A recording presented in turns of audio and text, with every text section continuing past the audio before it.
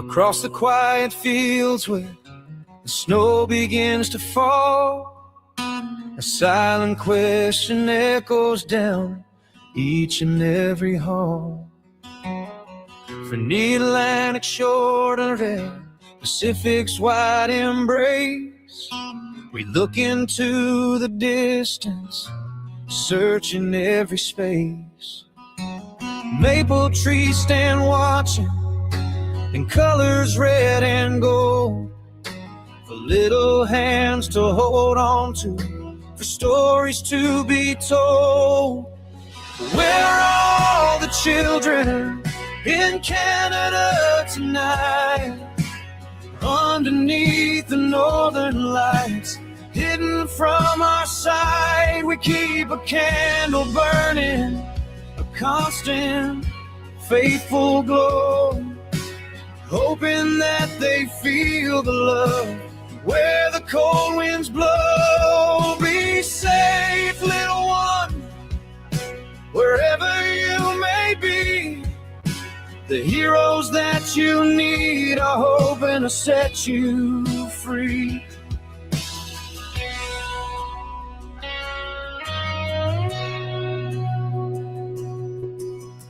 We trace the river valleys, we climb the mountains high, sending up a whisper to the vast and endless sky.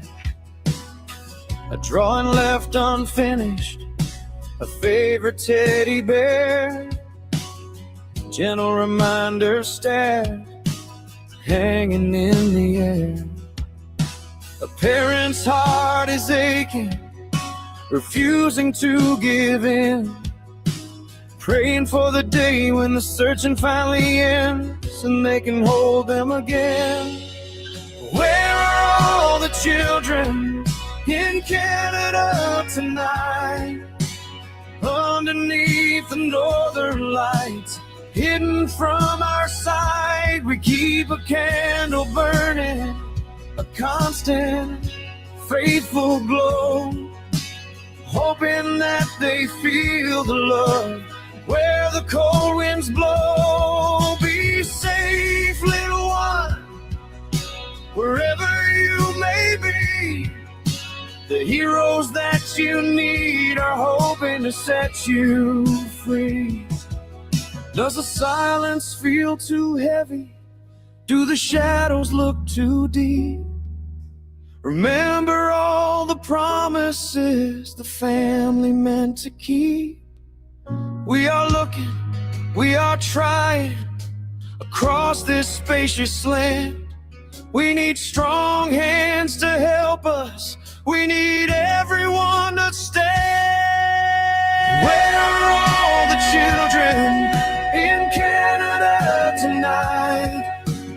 Underneath the northern lights, hidden from our side, we keep a candle burning, a constant, faithful glow, hoping that they feel the love where the cold winds blow. Be safe, little one, wherever you may be. The heroes that you need are coming, waiting to set you free. To the parents waiting by the phone, you are not in this alone. Bring them home, bring them home. Let our heroes rise. His grandma was watching him boots planted. Creek searched, no neighborhood were checked. No cameras were looked at. No geofencing used. His grandma just turned around for 18 seconds and then little Dylan went poof. Truro police looked for 6 days. Why weren't the planted boots checked for fingerprints? Or even DNA? Dylan's mom don't speak to her mom anymore. Was it traffickers? Or did neglected to check all avenues because they choose to check the easiest thing was the body of water? He is still missing. Does he wonder if his family is looking? Does he still remember his daddy's voice? Does he cry at night when it's dark and scary? Why cannot Canada do better by the children? They need heroes to come along and bring this children back. They need their parents to hold them tight. Stand up, Truro. And the RCMP, throw those guilty, sick members of your offices and government out the damn door. Our children need a hero. Let it be you!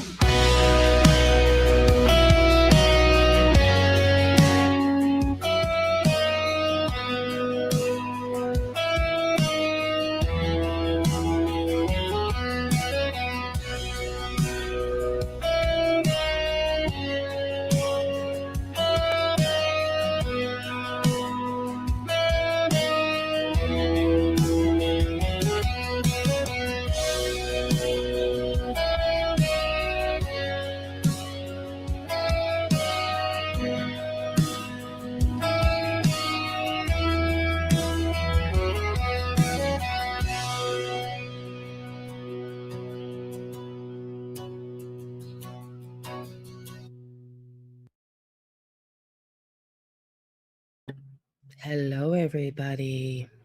Nice to see you. I like that song, Donna. Thank you for creating that.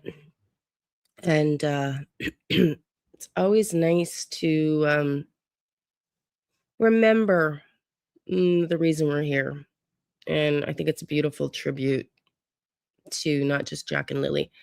Hey, Krista. Hello, Miss Donna. Not just Jack and Lily, but I'll say hi to everybody in a second here. All the missing kids, you know, because when we cover this every day, which I am going to start doing, and apologies again for yesterday. I almost had to go to the hospital. I almost called an ambulance. I was pretty sick. Not so sure I don't actually have pneumonia, but welcome in. Hello, my dear. But finally broke down and took some Mucinex a couple days ago and was up coughing and finally broke all the phlegm. Yeah, I was getting chest pain, so I took my blood pressure and my pulse was at 56 and 57, and I couldn't get any air. And I took the Mucinex, which is a godsend, and I spent almost threw up coughing until like half the night, and I managed to dislodge a lot of the phlegm. So I'm better today, but man, couldn't break a fever for a couple days, not in good shape. So I apologize for not being here yesterday, but I am going to be committing to being here every day going forward at 11 a.m. And I'm debating doing 2 lives a day. Thank you, honey. It's all good. It's just part of being sick, right? I am debating going in and doing 2 lives a day. One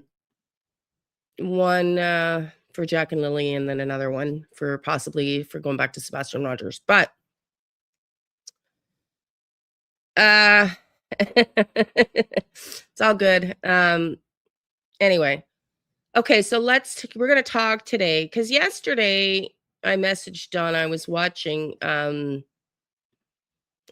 Daphne, and she was talking about how there's drama. Somebody made a comment about all the drama, and I have no idea. I said, like, what's going on with drama? Because I try to stay out of the drama. I'm with you. I'm sick too. Can't seem to kick it. Oh no, Deanna, no way. Yeah,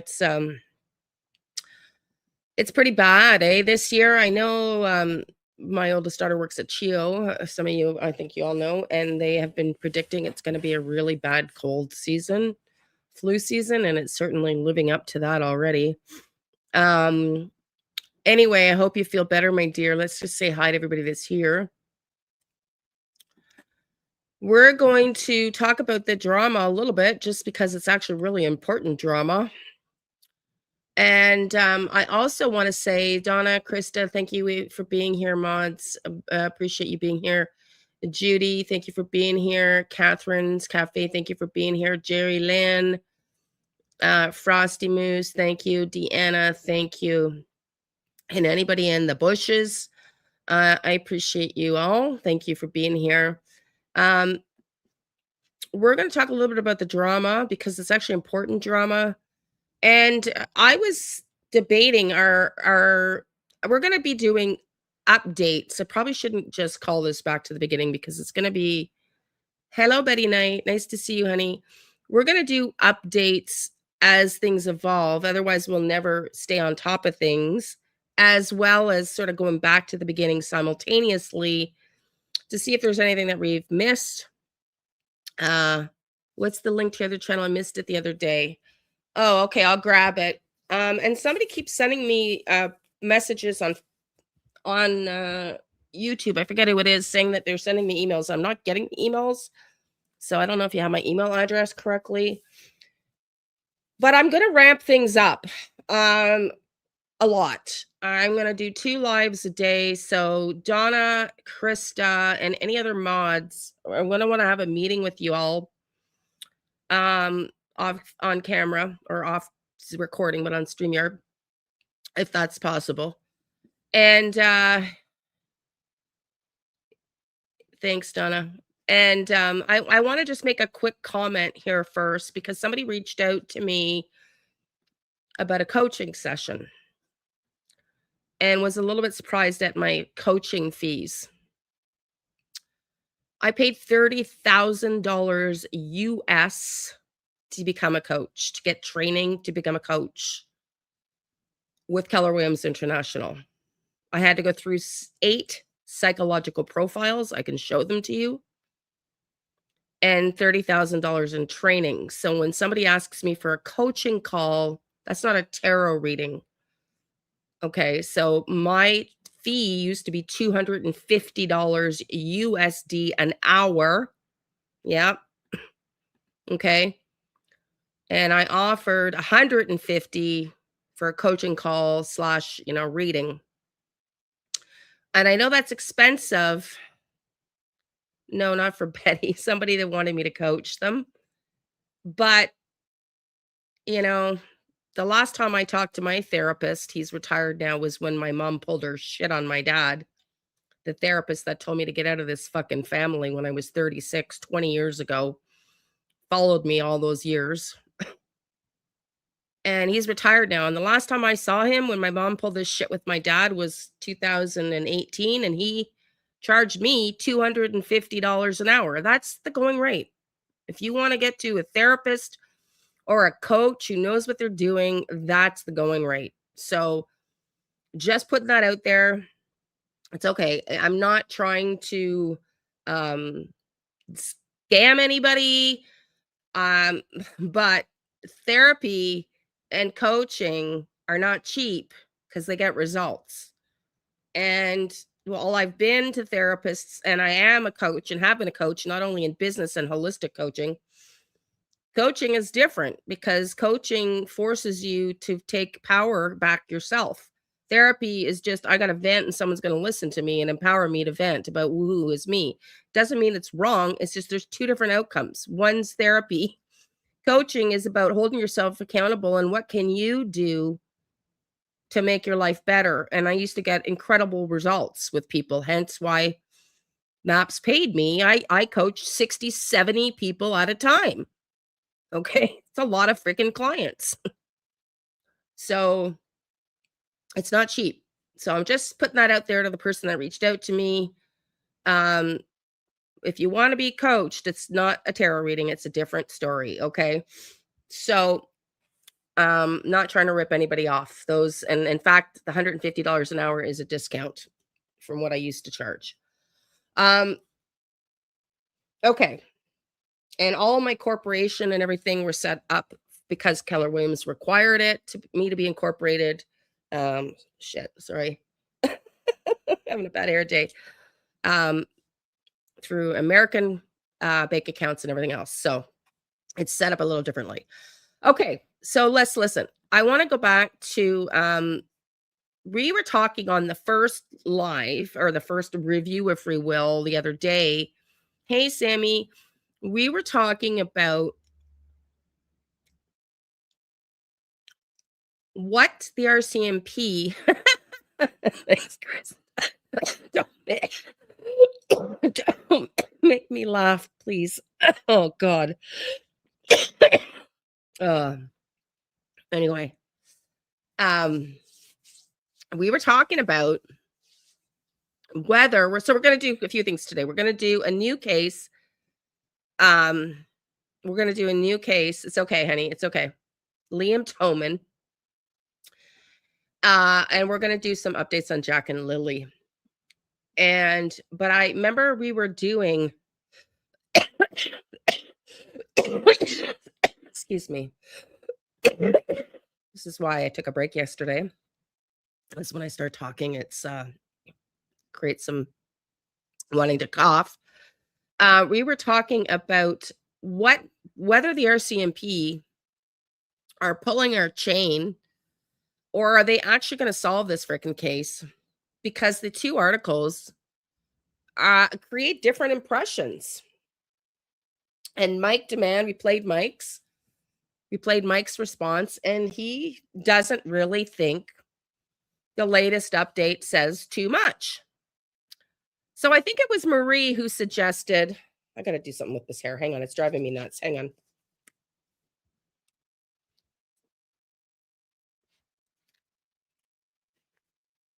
I think it was Marie who suggested we should see what ChatGTP says. So I did that. I compared in ChatGTP the interview that was made and done by Global News just before Christmas on a refreshing back look when it was all past tense. There was nothing encouraging about Jack and Lily. It was all used in past tense. Versus Mr. McMahon, who came, McMahon, or whatever his name is, McMahon. Can't pronounce it, sorry. Thank you, honey. Thank you. And I compared them because to me, they read differently. I thought the newest report from Global News, that was my impression, is positive. Positive that they were making headways, that they were perhaps going in different directions. What did you guys think? And more importantly, who do you think ChatGTP agrees with? In looking at the newest article, I'm going to show you what Chat says. Thanks, honey. Yeah, well, I haven't left the house. I could barely even stand yesterday, so I've got my drugs. Ryder went home this morning, and my son-in-law, when he dropped Ryder off the other day, my daughter got some sent a care package over too. I like that we are getting hope. Okay. It made you hopeful. Okay. So do you want to know what ChatGTP said about the newest article? Do you tell me if you think, hey, go Hope. Morning, just had an interview. Oh, congrats. How did it go? Good job. Tell me what you think. Do you think ChatGTP sided with us who felt it was hopeful? Or did it side with Mike Demand, who said that the article was nothing? Nothing. Do you think it's hopeful? Do you think ChatGTP, because I'm going to show you what Chat says. Do you think that Chat's going to see the latest article as hopeful or not really very much hope, like Mike says? Donna says hope. The Boylan family says Mike. Veronica, is that you? You don't know, says Frosty. Sides with Mike. Sides with Mike. Want to see it? Sides with Mike.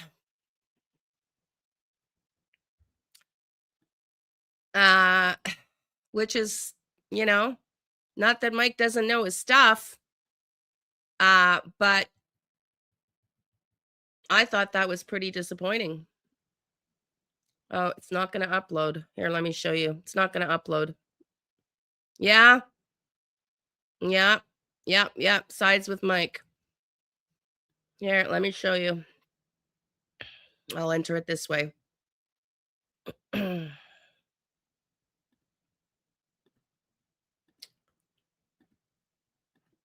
Yeah, damn it. Now, ChatGTP, listen, is a whole other animal that's kind of scary. I'm not going to lie. There's lawsuits about ChatGTP creating, helping, encourage suicide and shit. Like it's not necessarily the best for a lot of things, but for an objective analysis, I would think it would be pretty accurate for an objective analysis. Aw, thank you, Donna. Thank you. You're so sweet, honey. Thank you.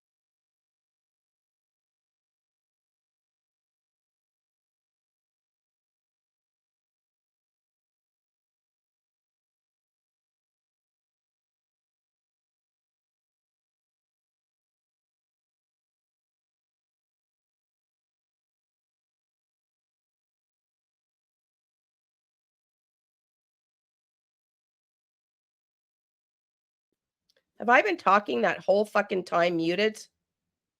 Are you kidding me? Are you kidding me? Jesus, Lerv. Jesus. Sorry, Donna. Ah. Okay, let me go back up to the important part. Donna, I'm sorry.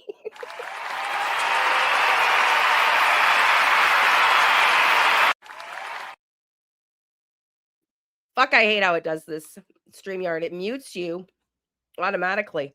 Sorry. Okay, let's go back up. Basically, you're not going to want to hear it, but I'm going to reread it. I'm sorry, everybody. So it gives me all blah, blah, blah. I finally say, so for the true crime community that is hopeful for a positive outcome, given the latest article, you are suggesting that they do not have new leads and we should remain less hopeful than hopeful for a resolution to this case. Chat answers, I want to be very precise here because wording matters in a case like this and in how true crime interprets signals. Sorry, everybody. I'm so sorry. Short answer, no. It would not be accurate to say the RCMP have publicly confirmed new leads. And yes, the public should temper expectations. That is not the same as saying the case is hopeless or inactive. Let me break that down carefully. What the RCMP are not saying. Across the two interviews and the subsequent article, the RCMP do not say any of the following.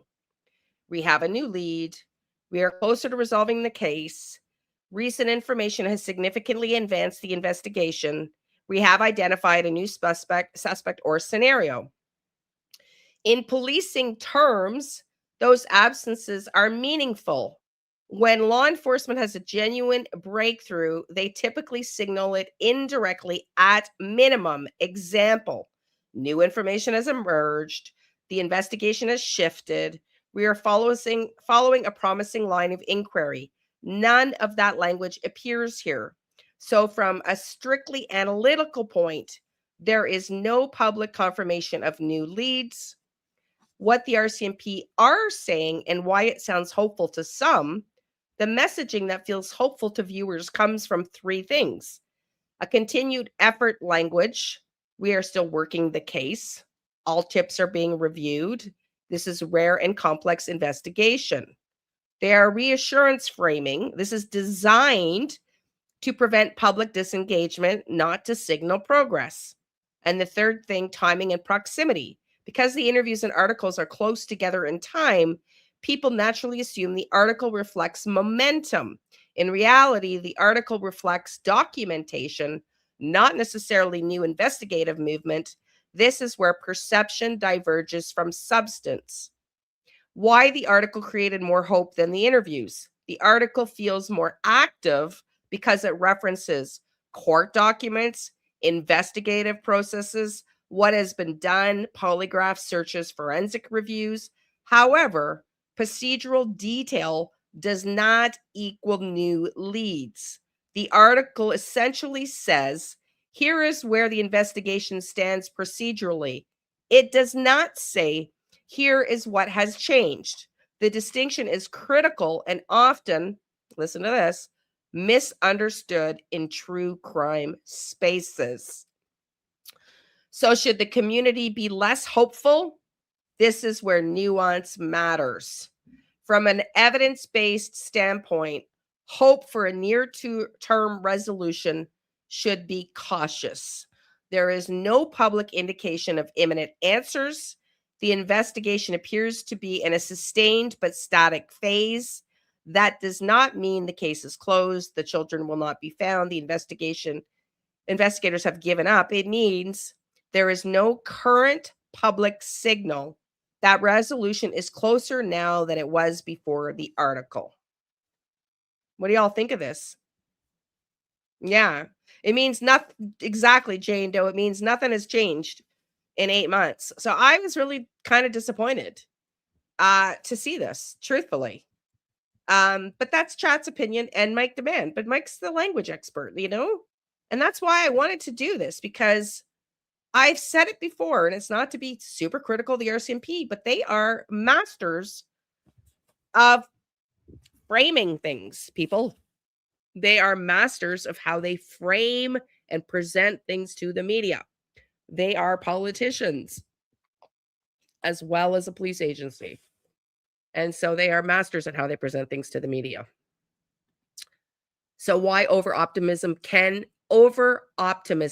be harmful, can actually be harmful. This is important and often overlooked. Hang on. Hang on. Should the community, I went too far down. Should the community be less hopeful?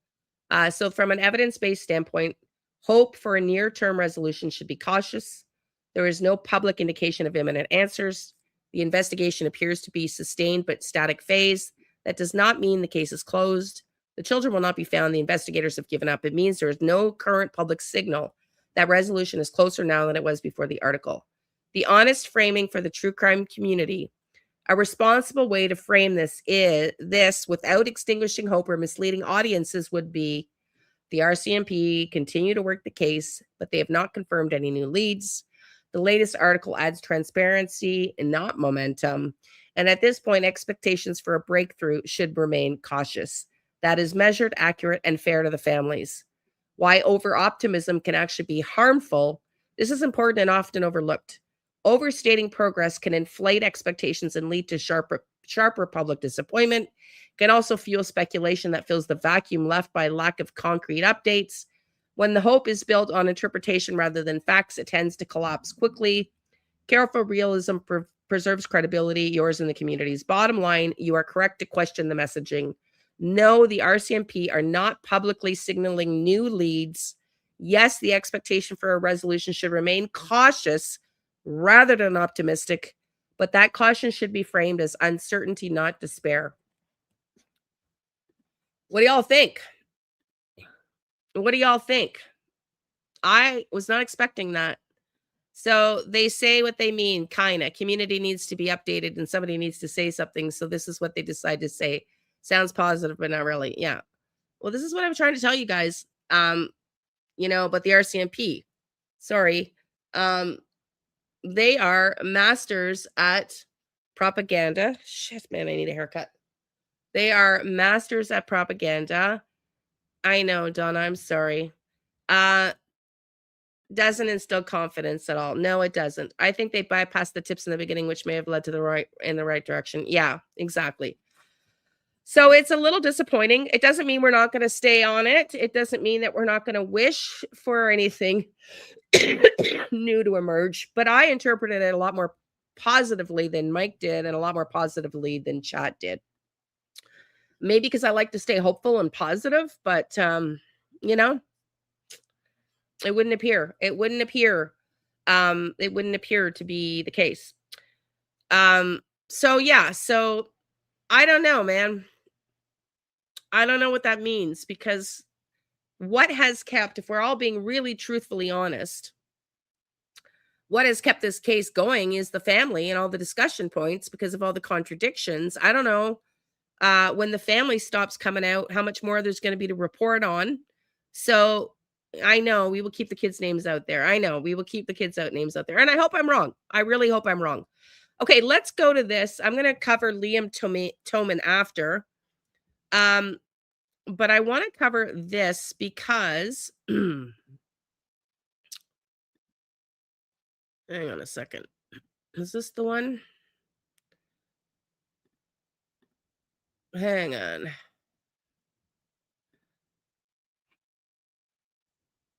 I want to shit. Come on. It's probably the oh.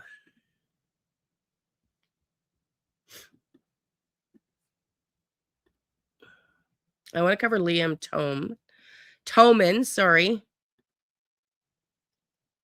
But we're gonna, first of all, I'm gonna go back because I want to know.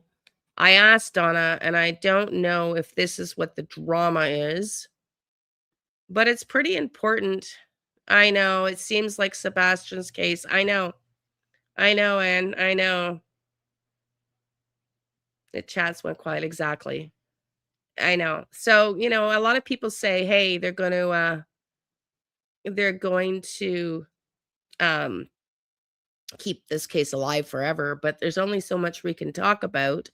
So we're going to do the best we can. And I'm fully going to go on with the expectation that this case gets resolved. But to add to that, there's some more drama. Unfortunately, not some great news going on to add to that. I don't know if you've heard about all this. But it would appear that when I was asking about the drama, I don't know if there's more drama, but there's some drama going on between Belinda's lawyer, a PI, and a fake real estate agent, according to Ninshi. So we're going to watch this now. She's got some screenshots to share, and then we're going to go into some more analysis of the case. Makes me all upset about the money. I know. Listen, here's the pattern, right?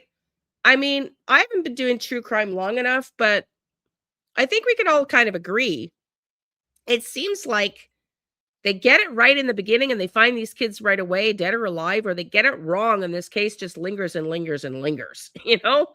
Like, there's very few that get solved sort of, you know, we hear about cases 25 years later getting solved, but that's almost by God and the miracle of luck that some DNA evidence came in or, you know, and I'm not saying they're not working on the case. I just don't think it's their primary focus because if the leads are not coming in, I'm a little better, Anne. Yeah, just don't make me laugh. But anyways, all that to say, I don't want to be negative Debbie Downer today, but I am feeling a little bit discouraged. And then now we've got drama going on with the PI and Belinda and the lawyer and everything else. Listen up. For the last couple of days. Now, it wasn't meant as criticism or in a negative way. Let me just rewind it. Okay.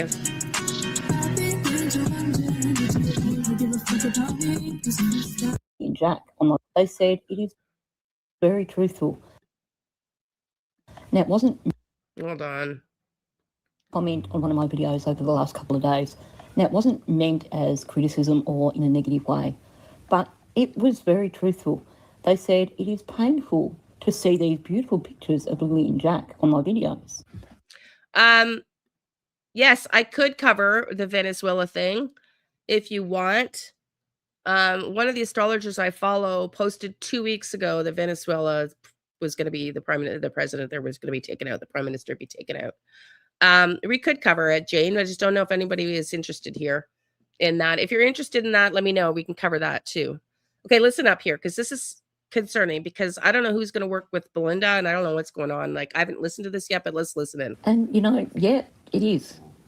That's why we're here. We're here because of something that has happened to these two beautiful children. And it is painful.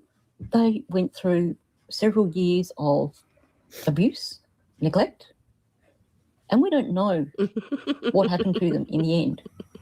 But it doesn't appear to have been good. When I cover cases, I always look for photos of the victims or of the missing to use on my videos.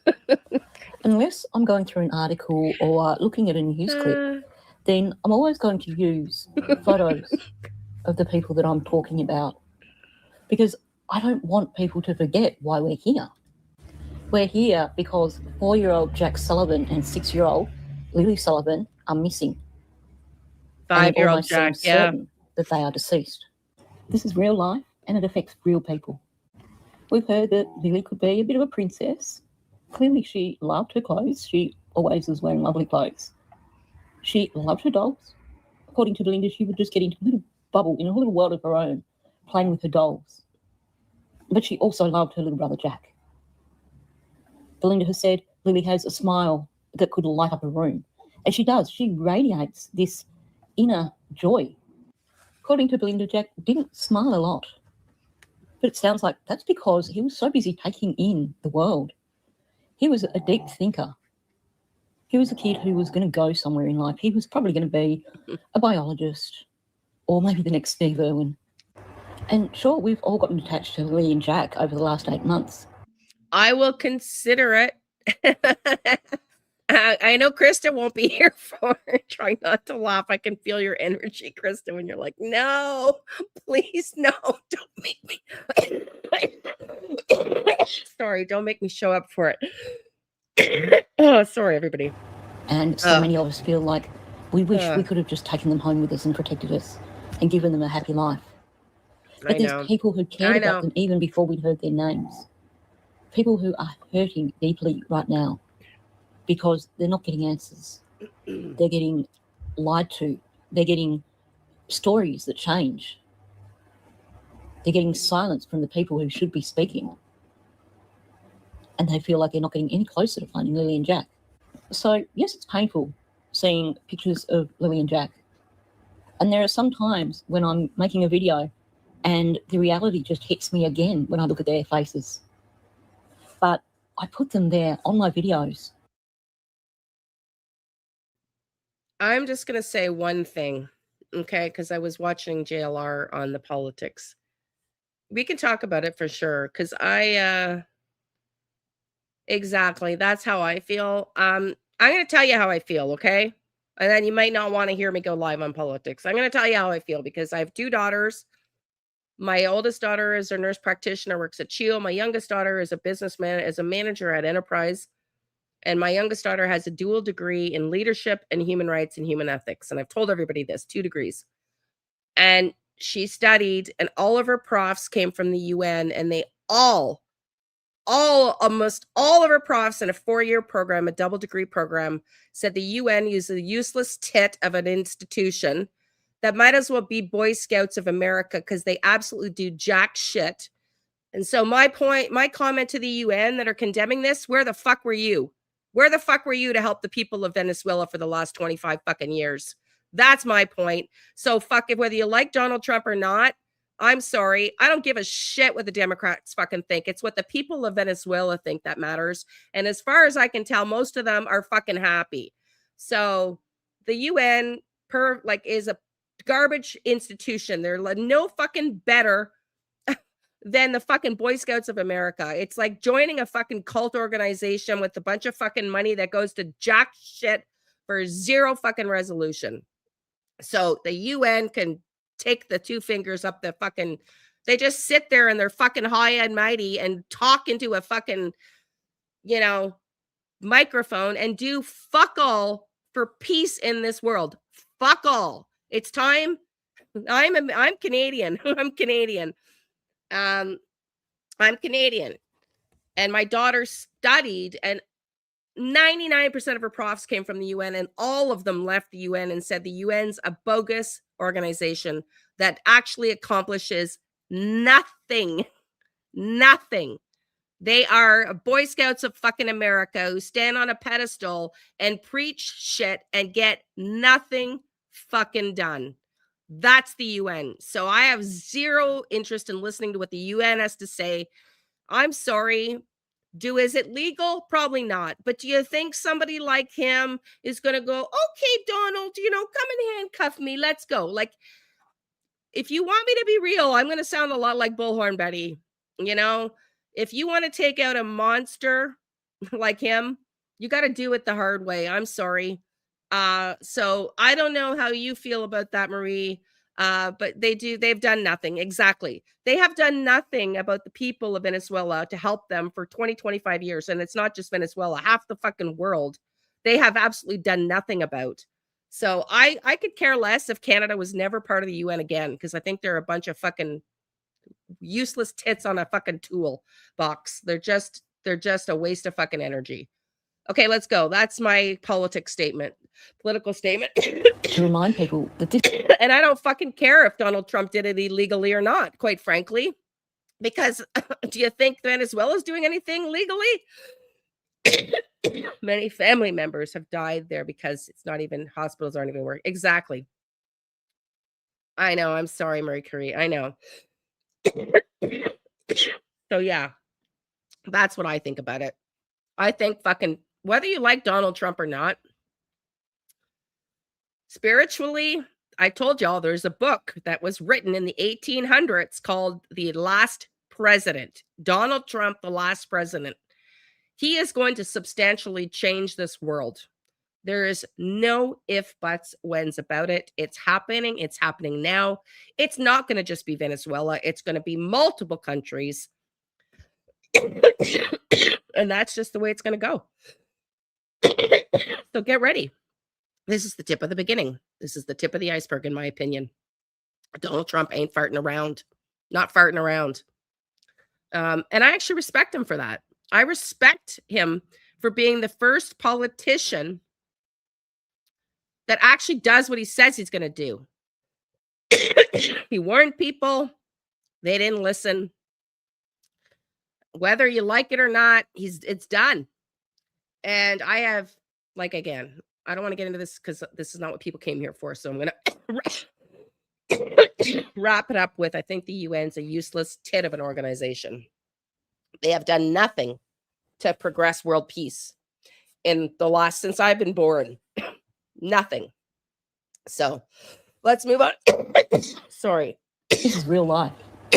These are two little people who were let down. These are two little people for whom we should be fighting for justice and begging for answers. Now, I made a comment when I was going through the audio from Hayley where I said that Hayley sees people in terms of her own personal beliefs. So, for example, she seems to believe the things that Malaya is telling her because I guess in her head it's inconceivable that you would lie outright to a family member in the way that Malaya is. I have said that deep down I believe she realises that Malaya is lying and that she knows that Malaya is involved. But where I'm coming from with that is that, to me, I forget that not everyone is in this for Lily and Jack. Not everyone is doing this to try and fight for justice for them, to try and find a way to get them found and brought home. But I was reminded of this when I was lying in bed last night trying to get to sleep. Did the usual ADHD thing, pulled out the phone, started going through Facebook, and it was already starting to go nuts. So by this morning, when I got up, I was disgusted. And I was a little bit confused too, because it seems that some people just really don't care about Lily and Jack. Seems like some people are in it just to stir up drama, just for their own ends. Now, I was already reaching a point with Facebook where I was feeling like I didn't even want to go in and look at the Lily and Jack pages because it seems like admins were just letting anything slide. One of the pages, someone is constantly posting those scammy AI videos that have all these ridiculous stories like, you know, Jack and Lily have been found, or Daniel confesses. You know the ones I mean. They have been non-stop since this case started. And now some clown or a few clowns, who knows, because it seems like on Facebook everyone has about 20 different accounts. But now all of a sudden those videos are being promoted on the Jack and Lily pages and nobody is doing anything about it. Like, the admins are just letting them go. That said, given that at least one of those pages, all the admins are fake accounts and the main fake account is constantly trying to stir up drama, then it doesn't surprise me that those videos are left there. Of course, there's also the irony that there's several people who post things there on those pages about YouTube channels. We're the worst of the worst, apparently. We're destroying this case. We're the problem in this case. I'm actually going to share one post because this person is constantly bashing YouTube channels. And the funny thing is, it's not a fake account. She's actually doing it under her own account. But it seems like all she does is go onto these pages to be nasty to people. In this instance, it's yet another attack on YouTubers. And I'm going to share this because I just find it ironic that people are attacking YouTubers when we've got the most ridiculous stuff happening on Facebook. I don't know what this person's problems are, but clearly she has some major life issues that she needs to deal with. Watching those channels is like sitting at a party watching the group of ugly, not just looks, bitter women sitting in the corner judging everyone and gossiping. Now, given that she's talking about women here, I'm thinking of the female content creators that I'm aware of that are covering this case, and none of them look ugly to me, sorry to say. Making up narratives to feel relevant or important because nobody wants to pay attention to them otherwise? Well, the view count says otherwise, I would say. One pays for false information, one blindly believe a word from someone but demand proof from another, they've probably got better English skills than this lazy lady. At least two remind me of the two baked aunts, uncles, trying to hide their addictions so they talk real slow. Then you have the angry drunks who are tightly holding onto relevance. Wow, this woman is bitter. I don't know what her problem is, but she is bitter. Maybe she's tried to make her own YouTube channel at some point and it just failed dismally, and she's just jealous of content creators who are getting out there, doing their research, getting online, doing their job. Not one of them has actually helped this case in any way. In fact, investigators have been asking them to stop because it prolongs finding the truth. Yeah, I don't think so. But they won't, because they don't care about the children. They care about manipulating sheep so their numbers stay up in views and subscribers. Then play the we're doing something card when in reality all they're doing is harming the case while sitting around gossiping about rumours without proof, just waiting for the next big information hit to raise their numbers. I don't know what channels she's watching, but I can name several that she's definitely not watching, because otherwise she wouldn't be saying this sort of BS. Now, apparently, according to someone who commented on her post, DT stated today that the YouTubers were the problem as well. He said that him and Daniel have been telling us for months. He also seems to think the info he has passed on to the RCMP is going to resolve this case. If someone can explain to me which bit of misinformation. Okay, we're not gonna can we get off the politics talk, please, in the chat? Let's just move on to Jack and Lily where we're focused, please. From DT is going to help resolve this case. That would be very helpful, because right now I can't think of anything. Obviously, I rarely watch his content, but from what I've seen, mostly he hasn't actually researched the case as thoroughly as he probably should be if he wants to be covering it. So what I just read is a taste of what you're seeing on Facebook in terms of various people who seem to just get a kick out of attacking YouTube channels and saying, we're damaging the case. I'm just going to say hey, as per the norm, no worries, honey, we're just getting going. He really irks me. That's all I have to say. He's about as arrogant as it gets. And I don't like him, but that's it. He's very arrogant. He's claims to be a cop. There's no way in hell he's a cop. And he just lets Daniel spew whatever he wants and doesn't call him to account. And that so-called therapist, that's his guest, she ain't a therapist either, because I would pay her $5 an hour. I wouldn't pay her $150 an hour.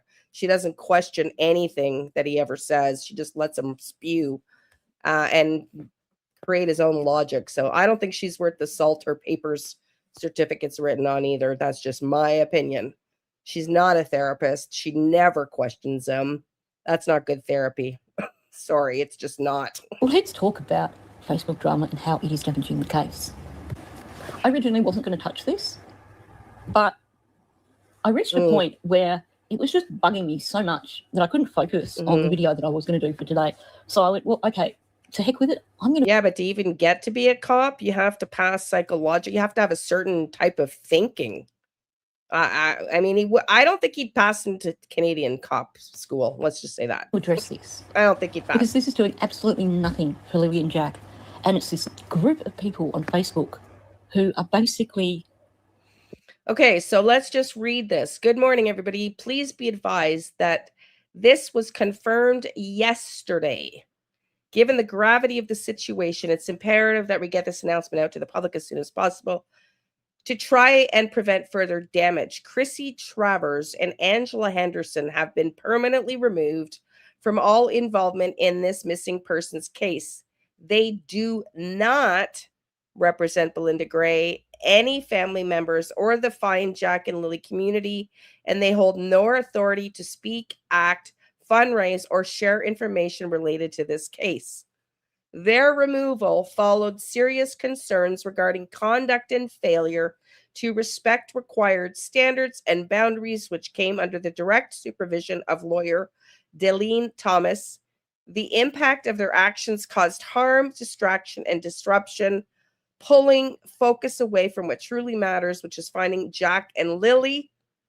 Any statements... let me just read the one below. For absolute clarity, no representation, no authorization, no family contact, no involvement of any kind. Any statements, posts, messages, or activity from unauthorized individuals or associated parties should be disregarded. At this time, the Find Jack and Lily community is working with the families to regroup and refocus all efforts on Jack and Lily. Please rely on only verified official communication. Report impersonation, misinformation, or unauthorized activity to page administrators. The priority remains unchanged, finding Jack and Lily.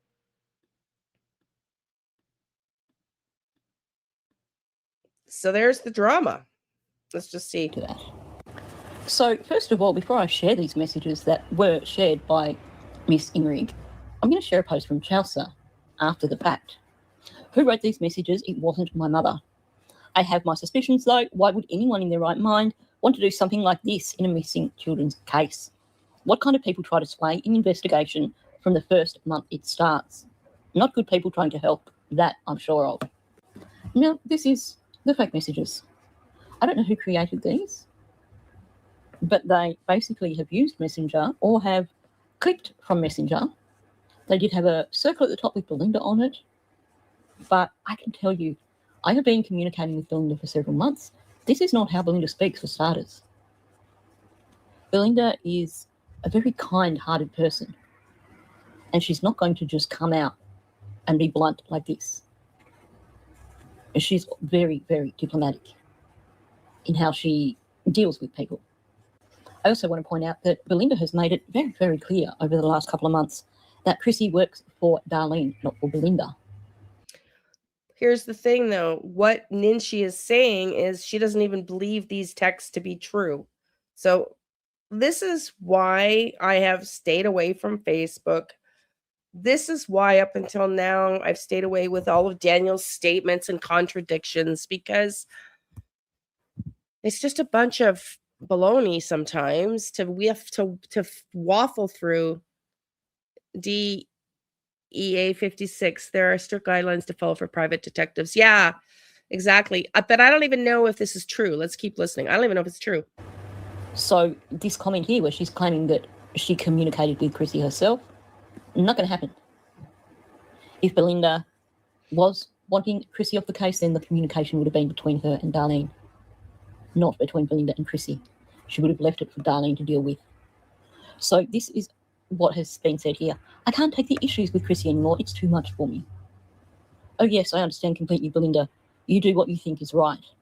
I've told Darlene that I don't want Chrissy involved anymore, and I told Chrissy she has to stop working for me and the case. Like I said, Chrissy works for Darlene, not Belinda. So the communication would have been between Darlene and Chrissy, not between Belinda and Chrissy. And I can tell you that Belinda is not going to contact Chrissy separately and say this. Yes, I told her that she can say whatever she likes in order to save face. I just want her gone. I don't care what she tells everybody. Well, this is very shocking, but I'm very happy that you're finally seeing the light. So here's this Christine Inrig talking about impersonation and publishing fake messages between Belinda and somebody else. Now, I'm not going to read through all of this. You can blow it up and screenshot it if you like. Okay. Darlene Thomas wrote this. This notice is to Christine Inring. This cease and desist order is to inform you that your persistent actions, included but not limited to making social media posts, Facebook posts, and other public statements against us, are intolerable and unacceptable. As such, we order you to stop all actions against Belinda Gray, Christy Travers, Angela Henderson, and Darlene Thomas, including the law office of Darlene Thomas, immediately, as your actions violate the current laws in British Columbia. Facebook posts and other public statements against us are intolerable and unacceptable. As such, we order you to stop all actions against Belinda Gray, Christy Travers, Angela Henderson, and Darlene Thomas. Oh, sorry. You were told by the police last month to stop harassing me personally when you sent the police to my home on a false wellness check. There is no we. You have no authority. Remove this post immediately, or immediate legal action will be taken against you, Brad Turner, anyone who assisted in this commission of this offense. So I don't know. Let's just keep listening. But it sounds like whoever is spreading the rumors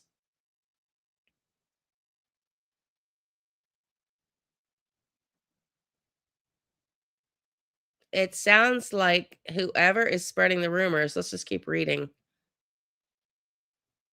I don't even know if it's true.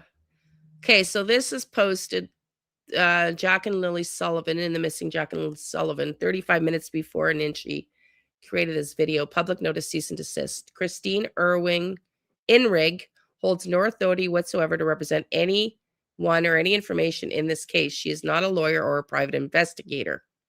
Belinda Gray will be making a statement when she's able to correct the misinformation spread by Inrig. I can confirm Chrissy was not fired by me for anything. I have asked for receipts for multiple allegations made against her on an ongoing basis as allegations have been made.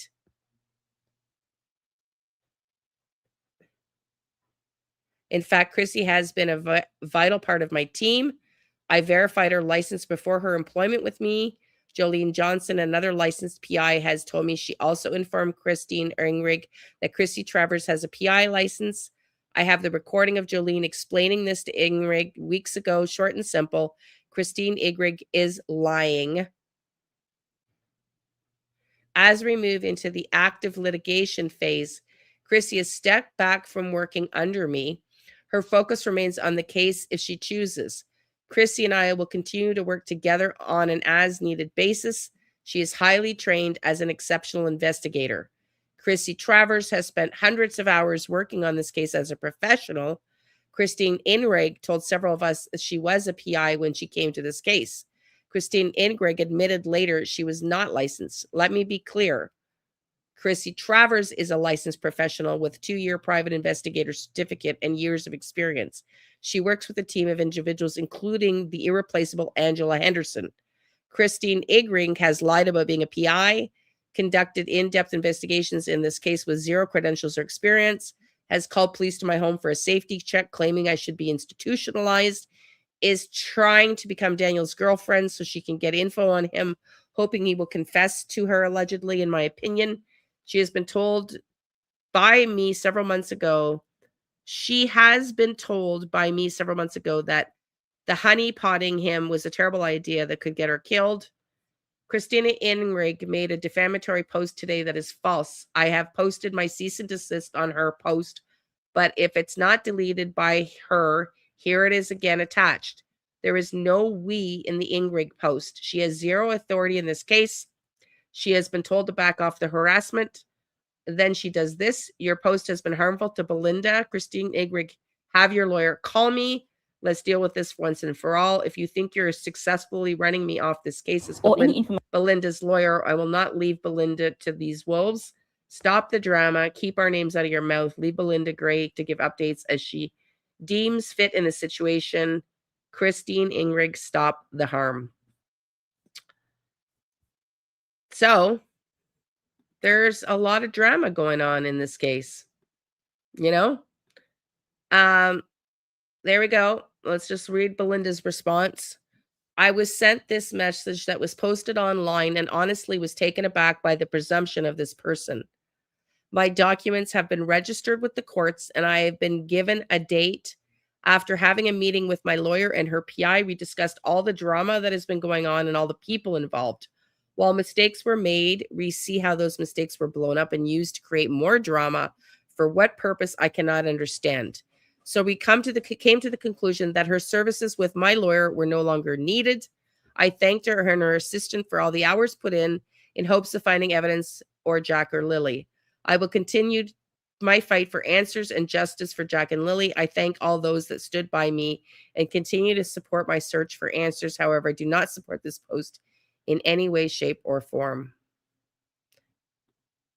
It sounds like a whole bunch of bullshit. Yeah. So I still am not sure I understand what's going on. I really don't know. I don't really know. But let's get into something a little bit more interesting. Not that it's not interesting. It's just, you know, I'd rather discuss the other parts of the case that matter. I hope Belinda has help and support that she can trust. That's the main thing. And if Belinda wants to reach out to the fine stuff to fill you in, Liane. Okay, honey. Thank you. Thank you. Thank you, sweetie. I know. It's just wild. And it happens every time. You know, we were just talking about this with Sebastian Rogers.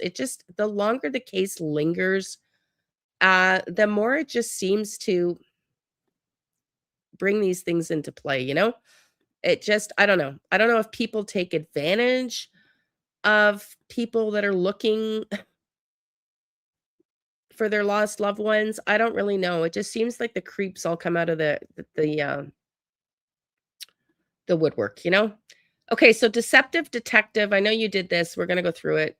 I was going to do it yesterday again, but I was sick. Deception Detective did this. The other thing I want to ask you is there's a channel doing a lot of work on Gus. I might ask him to see if he wants to come up.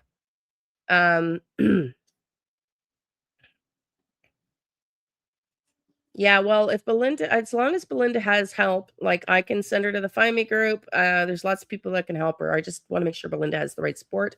And if Daleen is still involved, who don't want the children found, so they make drama to confuse. Yeah, it's just wild.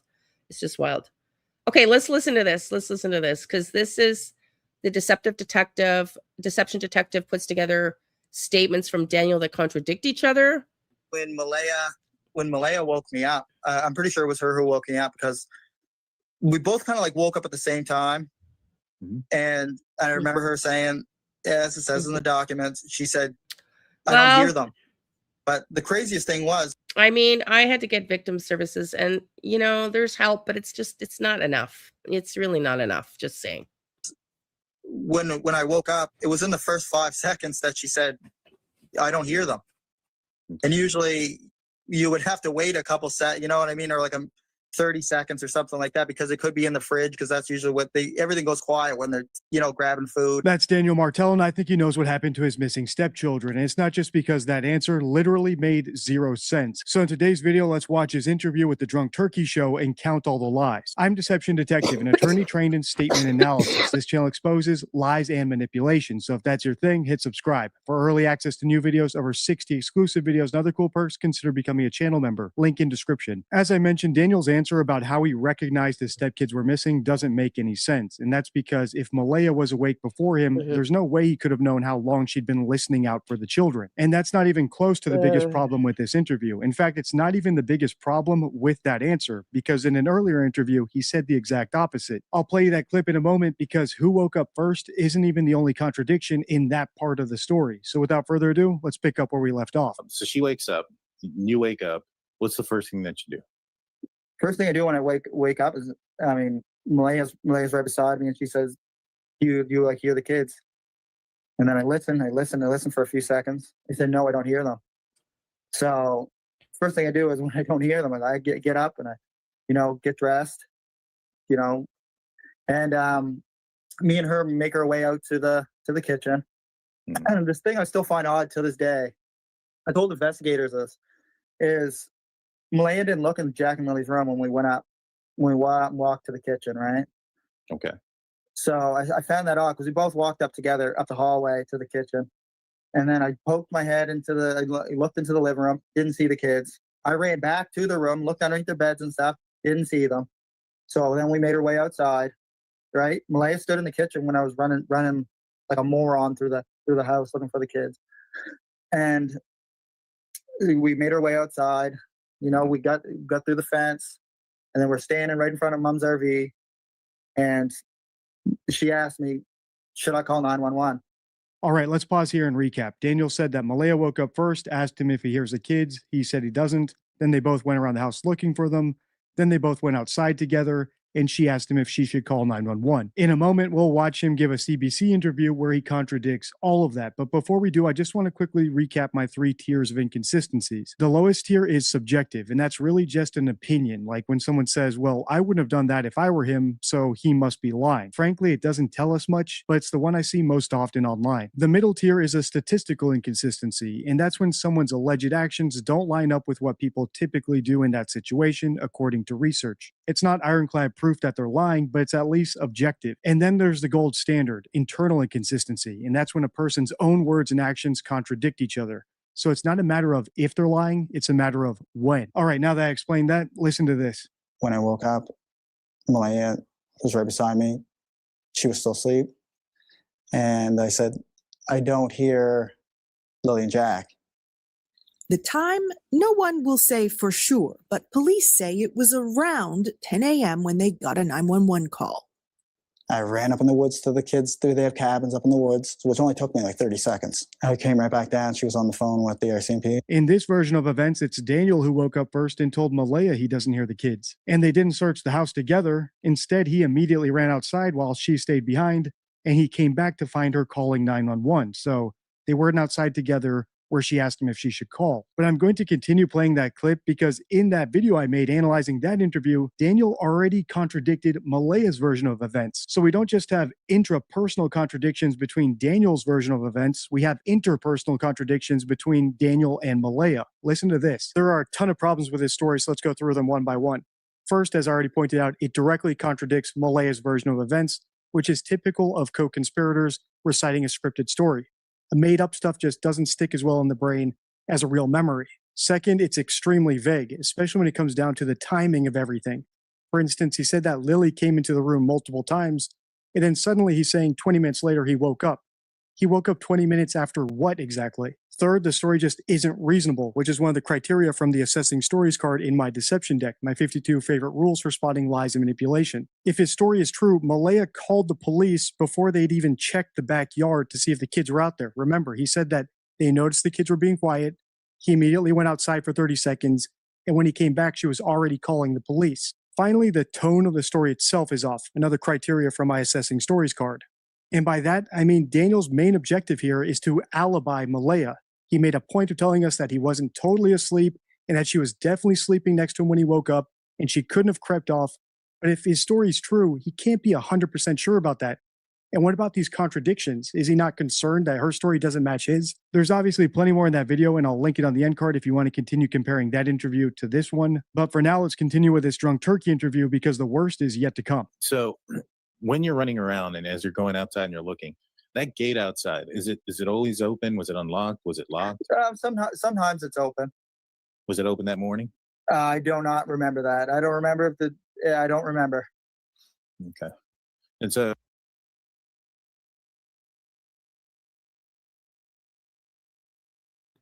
I don't really know why it matters to DT if the gate was open. There was a gaping effing hole. There was massive holes in the fence. Why does it matter if the gate was open? There's holes the kids could have gone through. Like, what the TF? What does it matter if the gate was open if they could get through the holes? Talk about spewing. There was no gate at the time, and even if there was, there were fucking, excuse my language, there were massive holes in the fence. Just this kind of reasoning is just, it literally just makes me want to like. You come It's around. not hard. It's not hard to open up gates anyway. They're just slide. Like I always forget to close. My mom always reminds me, but they're just a slide and bolt lock, right? Yeah. There's nothing hard about those locks at all. Well, maybe not, but I'm just kind of curious because if you can unlock it and open it, but if you're on the other side of the fence and you're small, can you reclose it? Yeah, you can. You can. All you do is just pull the fence close to you and then close it. Interesting. Yeah. And so it may not be a clue there. So there may you're not out be there a clue searching there. There may not be a clue there. How about you look at the photos, DT, and you notice that there's gaping holes in the fence. If you want to be a real cop and a real investigator, you might ask yourself, Could the kids have gotten out regardless of whether the gate was open? Jesus. Talk about spewing a narrative. I don't know. Do you all remember the first day we talked about this case? Do you remember the first day we talked about this case? Do we have to go back to those photos?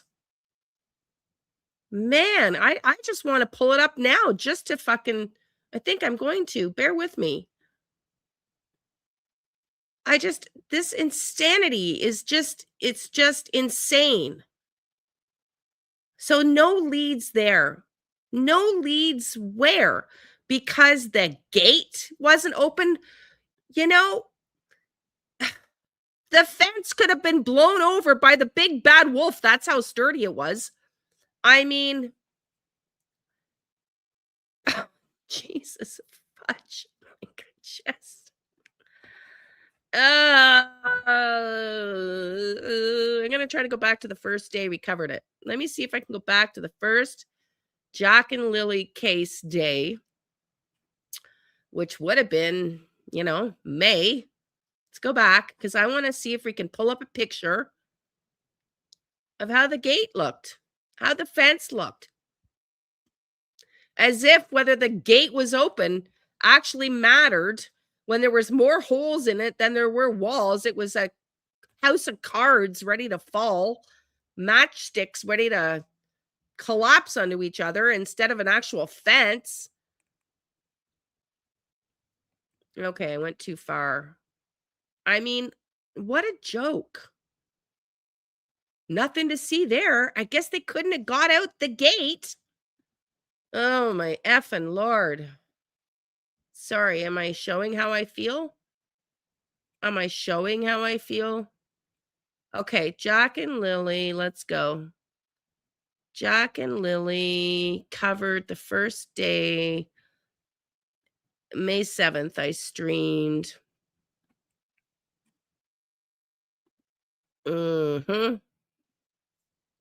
Let's just see if I can pull up a picture. Bear with me, because I want to see this gate that we're talking about.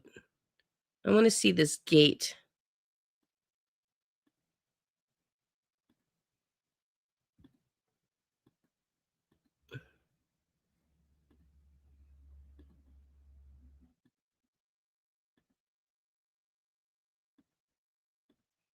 It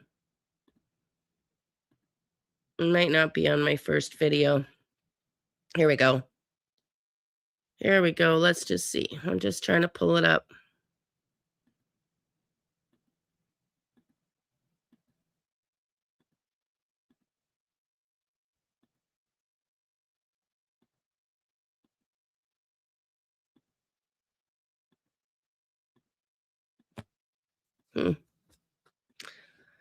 Well, it doesn't seem like I pulled it up, that first one. So I'm not going to get into it right now because I would have had to have been better prepared. But I just, there's literally, thank you, Donna, honey. Can you tell I still have a fever?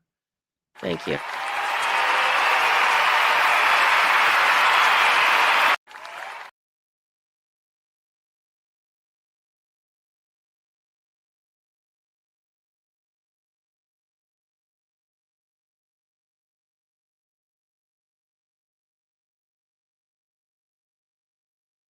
How long before law enforcement arrived?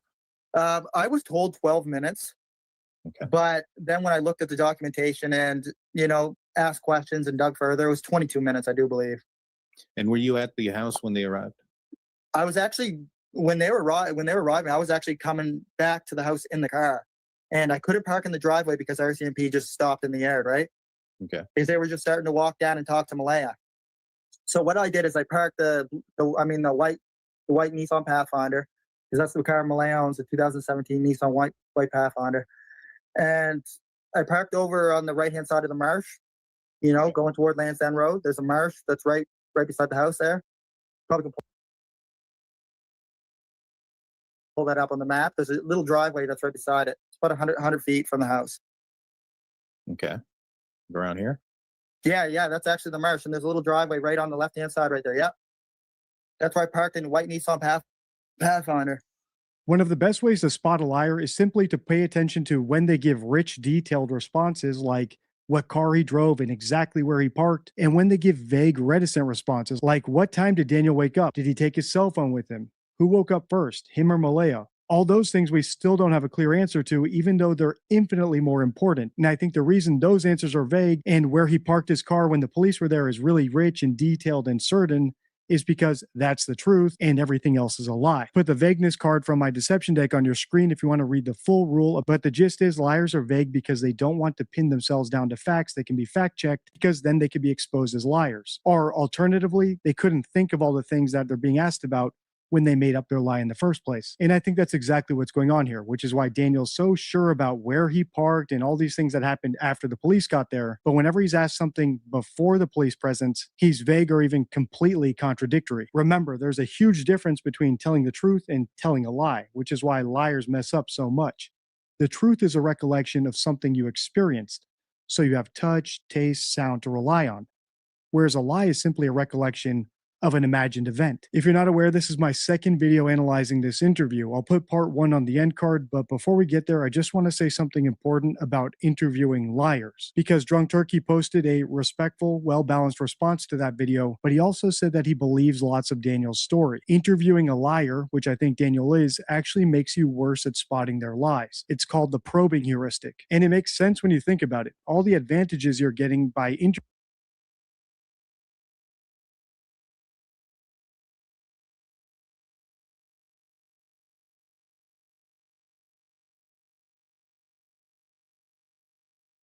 someone, like being able to ask follow-up questions, gauge their responses, influence them, outplay them, go both ways. And a liar wants nothing more than to be believed and liked. But observers like us, we're not being directly charmed or manipulated by the liar. So with all due respect to Drunk Turkey and all the other YouTubers who are talking to the Martell family, they're not the best judges of their truthfulness. We are.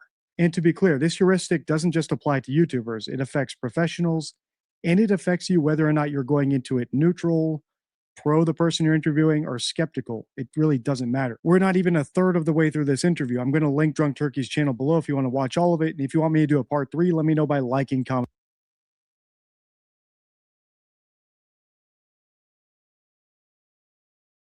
I so appreciate him for saying that, because that's what I've been saying here all along. Like, when you get too close to the family,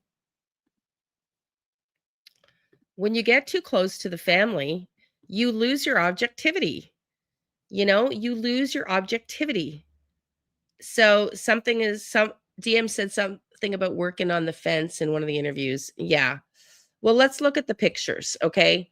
They fixed the fence up. But look at this picture here. Okay.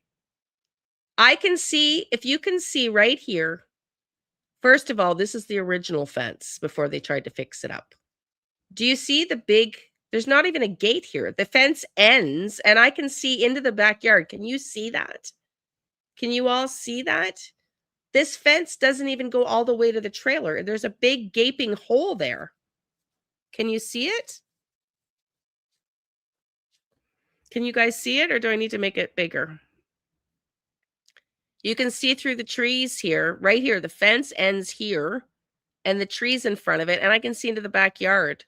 There's no gate there. Let's keep looking down through these photos. Here's one. There's the backyard. This is the repaired fence. This is the repaired fence.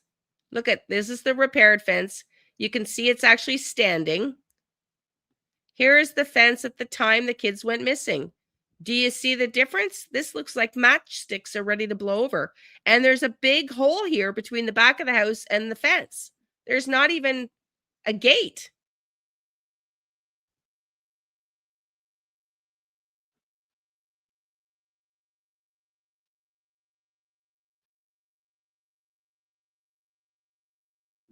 There, you can see here. Now, I don't know if these are after the repairs. Looks like some of the wood here has been replaced. You can see this is after the repairs. Look at the wood here. This is new wood. Look at the two different colors of wood. See where I said you could see right through? There was no gate.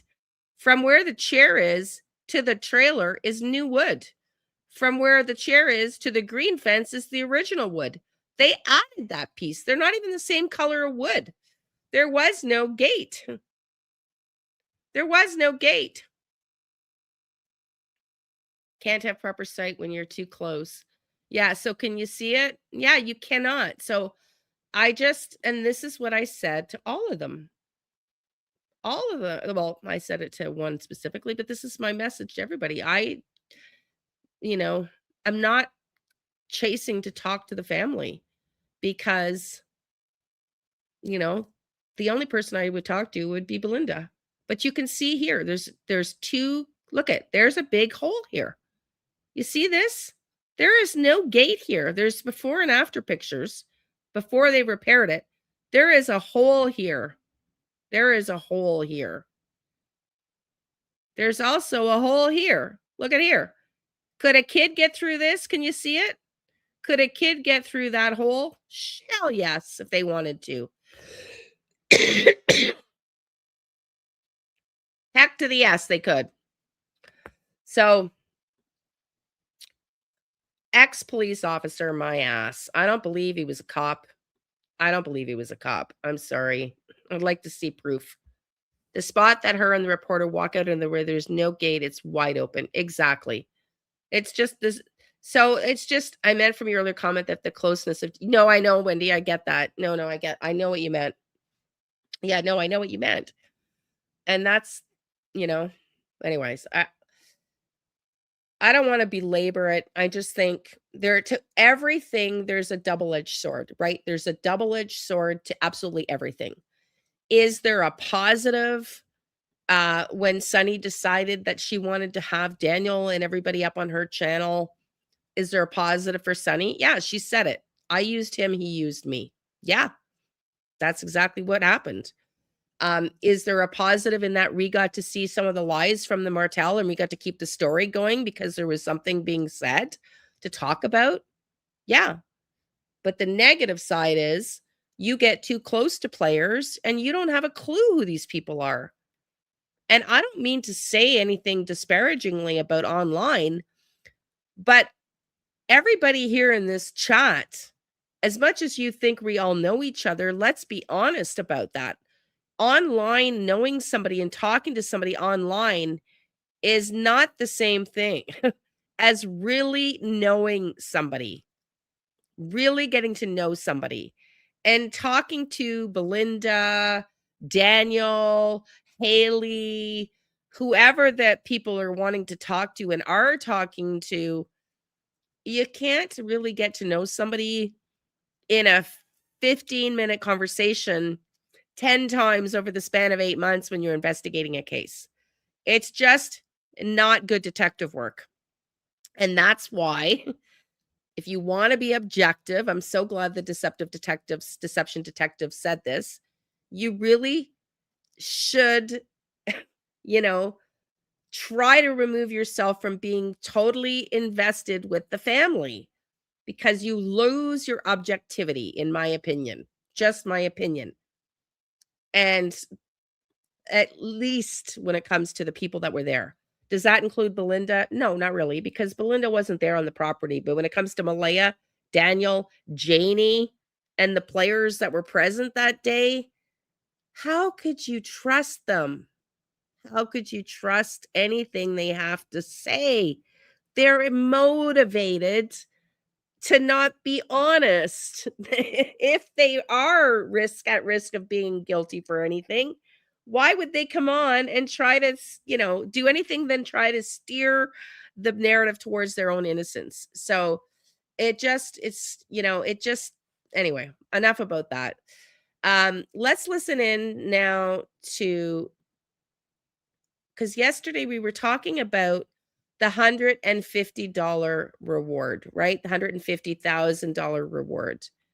And Mike talked about that, and I want to talk about that too. He brings up, Daniel told us what happened. Let's listen in on Daniel's discussion of the reward. of the reward. Let's listen into that. Everybody, my name is Mike Toman. Thank you guys for watching. In the last few weeks, I said very little about Jack and Lily simply because there were no news. And that is a very, very good time for me to get deeper into things that we have been going over very, very quickly in the past. Because at one point, there was an avalanche of statements from Daniel Martel where I was doing my best to get through all of them, at least from the surface. I wanted to touch up on everything that came my way. And as always, I applied the PLAT system because it allows me to get right in there. As for the article that has come out, I have already made a video about it. Okay, hang on. 5 minutes long because I don't think more time needs to be spent on it. I found another picture. But the linguistic dispositions from law enforcement indicate that there's nothing new coming unless somebody is going to talk. Okay, hang on. I'm sorry. I jumped too fast. I found the picture that shows the gaping effing hole. Can you see it? Can you see the holes? Can you see the holes? These are the originals. Because I remember when we covered this case, can you see on the side here? There's literally no boards. It's just a big fat hole. You see it? It's a big fat hole. And you can see it down here too. In this one, big fat hole. So I guess my question is, why does it matter if the gate was open? There isn't even a gate and there's gaping holes, which again are part of the irresponsibility factor. You shouldn't let kids out to play in a backyard when you've got holes in your fence and then assume that that is safe for them.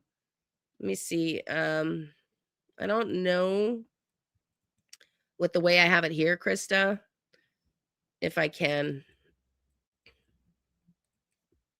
I can't here blow it up, but we can do it tomorrow if you want. But this is the property when they first went missing. And yeah, it doesn't matter whether the gate was open. I remember distinctly seeing this and being quite surprised at the holes in the fence. Lots of holes in the fence. And, you know, legally, this is where the pool would have to go. Legally, on the grass in a fenced-in yard. Just saying. Just saying. Okay, let's go back to this other one because unfortunately, as we said, Mike does not seem to think, hang on,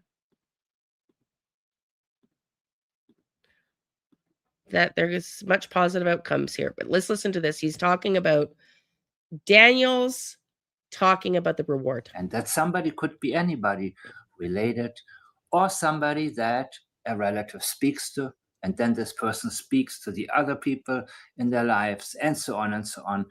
Police has made several references that the unexpected can always happen. The language indicates that they want us to get used to no information coming out, nothing new.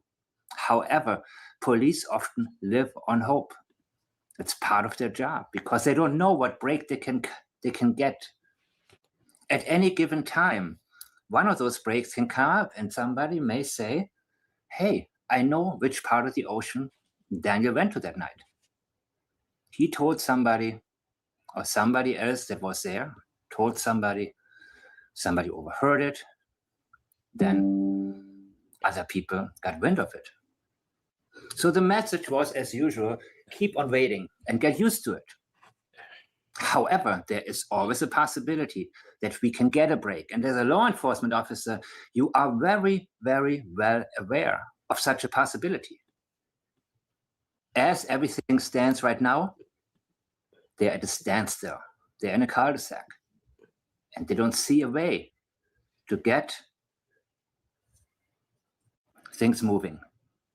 This particular statement is of great interest to me. I have recently posted it again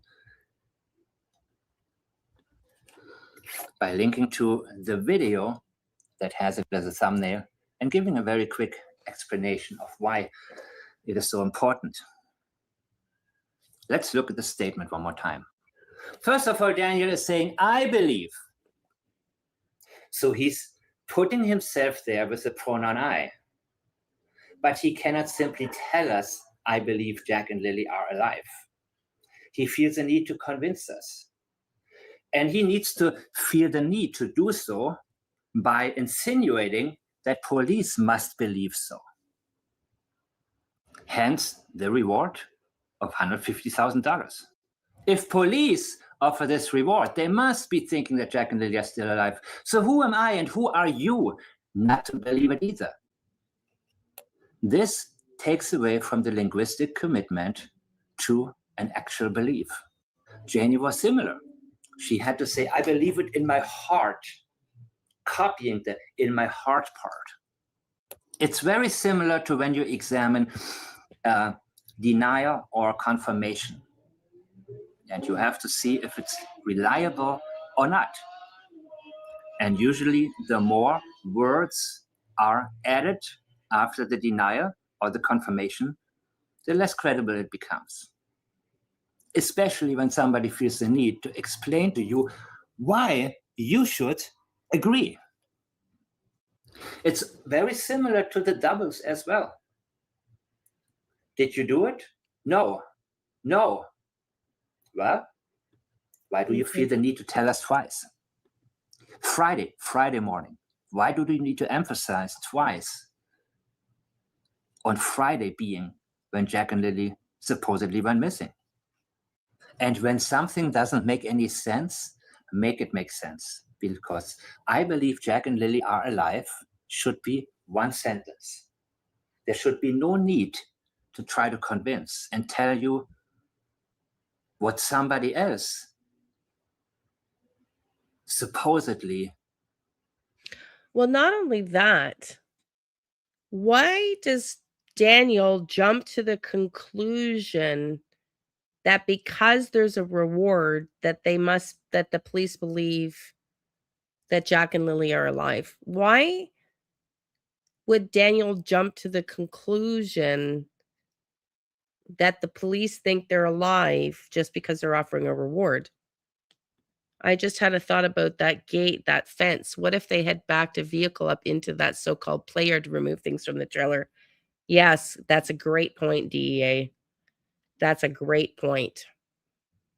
Could the kids have been rushed off into the back of a car? Yes. And nobody would have known any differently. Yes. And nobody would have seen anything. Mm-hmm. Mm-hmm. Mm-hmm. Mm-hmm. Mm-hmm. But what I guess I'm struggling to try to understand Daniel's logic. The reward to me means, hey, Realtor Lulu, nice to see you, honey. It's been a while. I've seen people even giving rewards to red rum ears. What does that mean, honey? I would been bothered. I would be really bothered about the fire risking living there. Yes, exactly. Well, and I guess happy New Year to you, honey. I guess my interesting part of this is the reward is because they don't have the answers. And I find it interesting that Daniel jumps to, they must believe the kids are alive. Like, no, they want to solve the case, Daniel. That's what they're not there to believe whether the kids are alive or not. They're there to solve the case. And that's their job. And I'm just wondering why he gets red drum backwards, spell the word I can't say. Murder. I think, sorry, I'm home because I thought I threw my bag. Oh no, honey. I'm sorry to hear that. I'm sorry to hear that. I'm still looking for your comment, Krista. Does the simply believe in giving awards to yeah, well, that's yes. Well, I think it's just any unsolved case. We read it yesterday, how rarely they give rewards for high-profile cases when they are at a loss for leads. So I don't know why that means. In his head, I'm just curious as to why he makes the leap. Daniel makes the leap that is that he thinks they're alive. Is thinking, because that is also hearsay and interpretation. No worries. This belief cannot stand on its own. And he is doubling down by telling you again about a No, belief. there's no gate. I know we just showed it. I'll show Within it to you. the same sentence. And did Again. he really say that? That is the type of thinking that comes to my mind when it comes to the earlier statements of Daniel's. And this is an earlier statement, of course, because you can see that his spelling and... Okay, so let's talk about this for a second. Why is DT motivated to push Daniel's narrative? Why? Why? Why is he motivated to ask about whether the gate was open? And Daniel, and it's like, and then he says, oh, so there's nothing there. When there's gaping effing holes in the fence, it looks like a pack of matches that could be blown over by the big bad wolf. By the way, be in Ottawa in May. If you're not in the East Coast, would love to see you. That would be wonderful, honey. Yes, that would be great. Right, that would be great. I'd love that. Thank you. Yes, let me know. Keep me posted. Yeah, like why? What is in it for DT to push Daniel's narrative? I'll give you one hint. Give you one hint. Clicks and views. Clicks and views. Are people going to show up when Daniel Martel's on their live? Heck to the yes. But I don't believe in honestly, he'd have to show me a cop badge. I don't believe that guy was ever a cop. I do not believe he was ever a cop. No idea why he is so persistent on that. They walked into the woods and disappeared. There's zero evidence of it. No, I know. Well, so are the RCMP. So are the RCMP. That's their narrative. We got nothing to prove. We can't prove anything any other ways. We can't prove anything otherwise. Is basically what the RCMP are saying. We have zero proof of anything. No, me neither. I know. I'd love to see proof. I just don't believe he was a cop, because any cop in his right mind would remember that, because you're trained as a cop to, to scour and to remember, right? And I don't, in my mind, that sounds good, honey. I don't believe in my mind he was ever a cop, because he wouldn't forget the facts of the case. The first day we all saw that trailer, I'm sure all of us were trying not to be judgmental, but all of us probably went to, oh my God, Summer Wells 2.0. Did we or did we not go, oh my God, Summer Wells 2.0? As a Canadian, I was like, oh my God, this is so bad. This makes Canadians look so bad. We're not all, living like this. And I'm not saying that makes them a murderer. It just makes them irresponsible parents. It makes them look irresponsible as parents. So I'm the more I listen to him, the more he triggers me. I can't even listen to DT. I just find him so fucking stupid. Sorry. I had to say it. Whether the gate, DT, was open or not is totally fucking irrelevant when there's holes in the fence that you could drive a Mack truck through. Oh my God. Okay, I gotta get off of it. He makes me so fucking mad. Okay, let's listen. Certain mistakes. Back then, he didn't pay attention to these things. Now he is paying a lot more attention, and now he's doing his best to present himself in a way that he thinks he should be seen.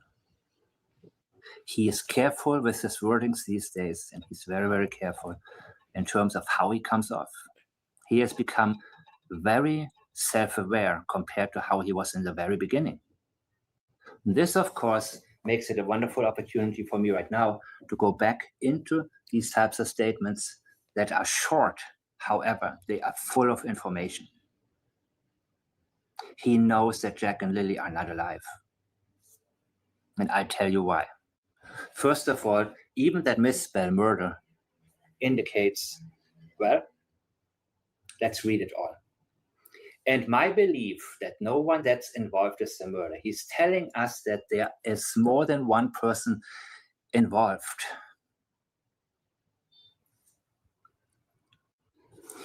What are his intentions here?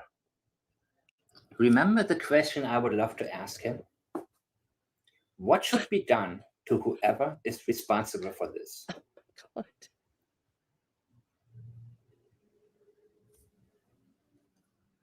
He is telling us that that more than one person is actually involved.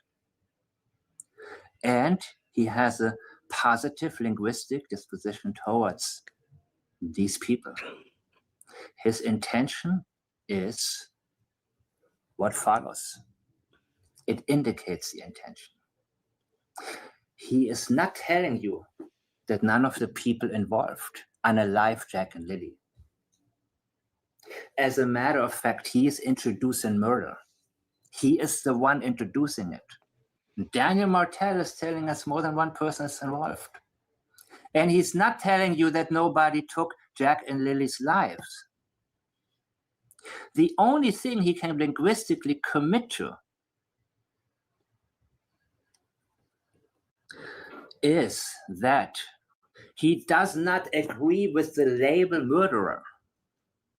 Now, when he talks about no one that's involved, it being more than one, what does involvement actually mean? Remember when he was asked, did you have anything to do with the disappearance? And he said, I 100% did not. He introduced percentage. That was not a denial. He is indicating that he was involved, but that he does not feel like he's the only one involved. Now, when you have a statement like that, it can, of course, indicate that there's maybe, equal guilt between different parties. It can also mean that somebody genuinely feels that somebody else owns a percentage of the guilt and had an involvement to a certain percentage, to a certain degree, in what wound up to be the disappearance of Jack and Lily. We do believe him because he is telling us. Here's something that I shared earlier. If you have to decode somebody, the answer is already no. Confusion isn't connection. It's misalignment. Choose clarity over mixed signals. In an important case like this, if you had nothing to do with it and you don't know what happened to Jack and Lily, you will be very clear about it. And your language will reveal that you have absolutely no idea what anybody is talking about when they suspect you. No one that's involved. Who, Daniel? Name them. You know that none of them is, according to what you consider, a murderer. You know the individuals. That tells us that you know the one, plural.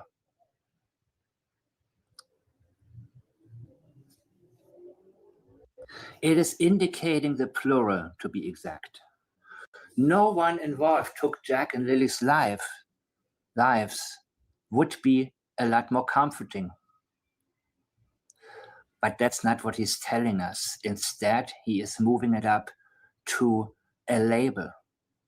Not only saying nobody murdered Jack and Lily, but is a murderer. In his state, and from his point of view, what has taken place cannot be qualified as a murder.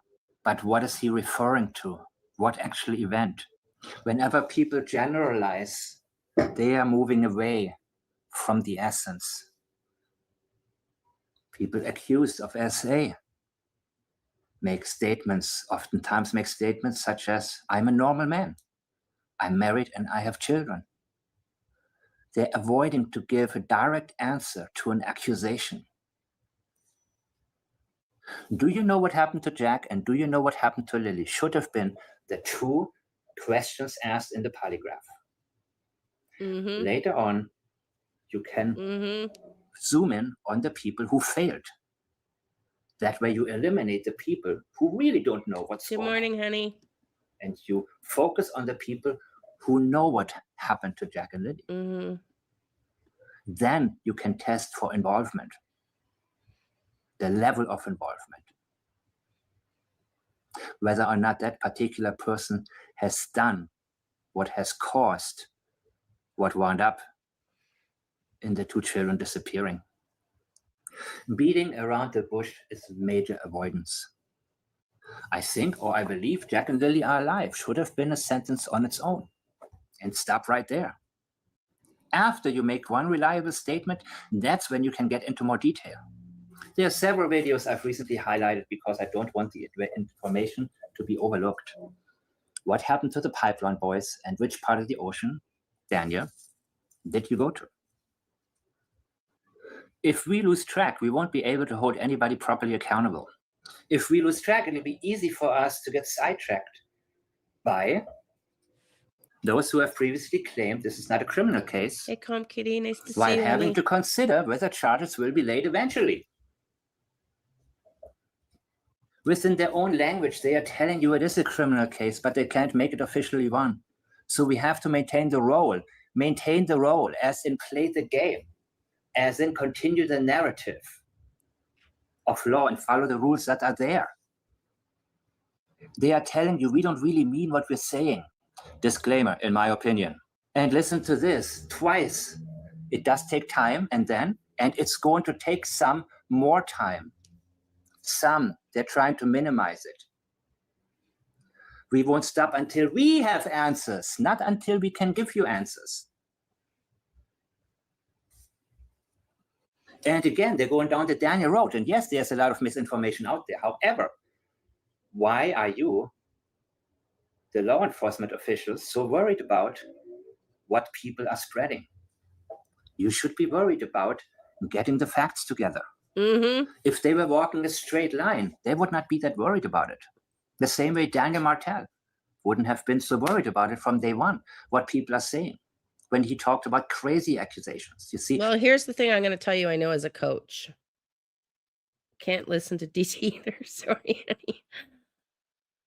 I try, but it's just his bias is so effing annoying and obvious. And we're gonna listen to the last 2 minutes of this. I'm not gonna show what was sent to me. You know who you are that's just sent it to me.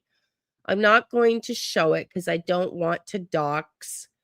But I will state that I was good old detective work. Yeah. I will state that somebody just sent me proof that DT was a cop and was laid off from being a cop. And they sent me the court documents. He was dismissed. He was permanently, unequivocally dismissed. So, yeah. Yeah. Yeah. I know, Krista. Yeah. Yeah. So there's that. Somebody made a hiring mistake. The term crazy is dismissive. It doesn't deny accusations. It gaslights the accusations, which actually gives. And it's true. I wanted to say this and then I forgot. When I was a coach, I recognize this a lot because I coach some very high level people. People that owned Keller Williams abroad, like worked in New York, but owned part of Keller Williams in Israel, like high stakes people in the company, like super high level.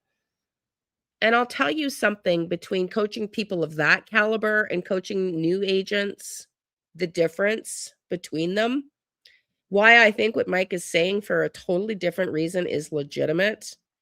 If the RCMP have time to worry about what the public's thinking, they're not busy enough working on the case. And I say that from experience with people that are high-level success, that are running multiple corporations in real estate. I coached people that had teams, owned Keller Williams offices, and also owned shares in Keller Williams International. Those people were too busy to worry about gossip and chit chat. Too fucking busy to give a shit, too busy to care, too busy to even think about it, let alone let it enter their radar. Oh, Realtor, Lulu, thank you, honey. That's so nice of you. Thank you. Thank you.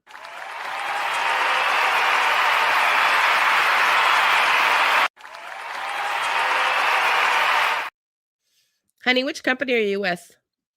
And it's true. Like, if they are worried about what the public says, thank you, Realtor Lulu. That is so kind of you. You have no idea how much I appreciate that. Thank you. If they're worried about what the public is thinking, they are not busy enough working on the case.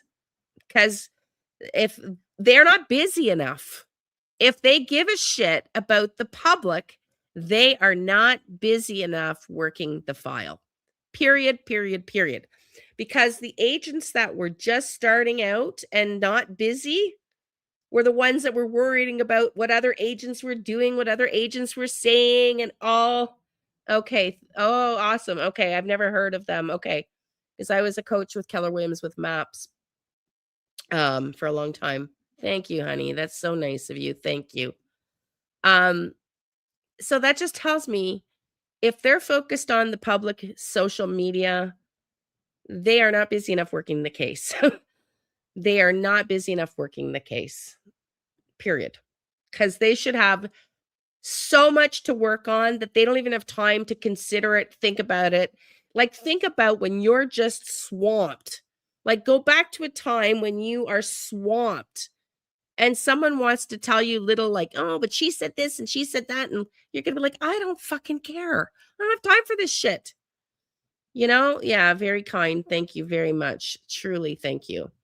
So I just think if they are, if Mike is right and they are too concerned about what social media is doing, then they need to go back to the job of finding out what happened to these kids, because they should be the least of all concerned about what's being said on social media.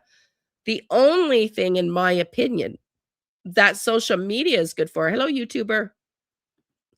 The only thing that the social media has been good for with these kids and Jack and Lily is, hopefully, as I've said here numerous times, the double-edged sword of the family coming out has given us an opening into an idea into Daniel Martel's world, how he can't keep this truth straight, the stories straight, how he admitted to being a meth addict. You know, we get the history of the family through his own words and the situation there. And we get an opportunity to see a little bit into their world a little bit more.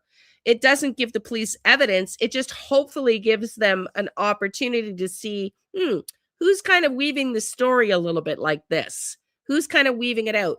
In the video we just saw with Deception Detective, he just showed us completely different statements Daniel Martel made to the news, and then one he made on DT. Who do you think he was more honest with? Who do you think he was more honest with? I'm going to tell you what I think as a coach and somebody who understands people. I think he would have been the most honest with the police.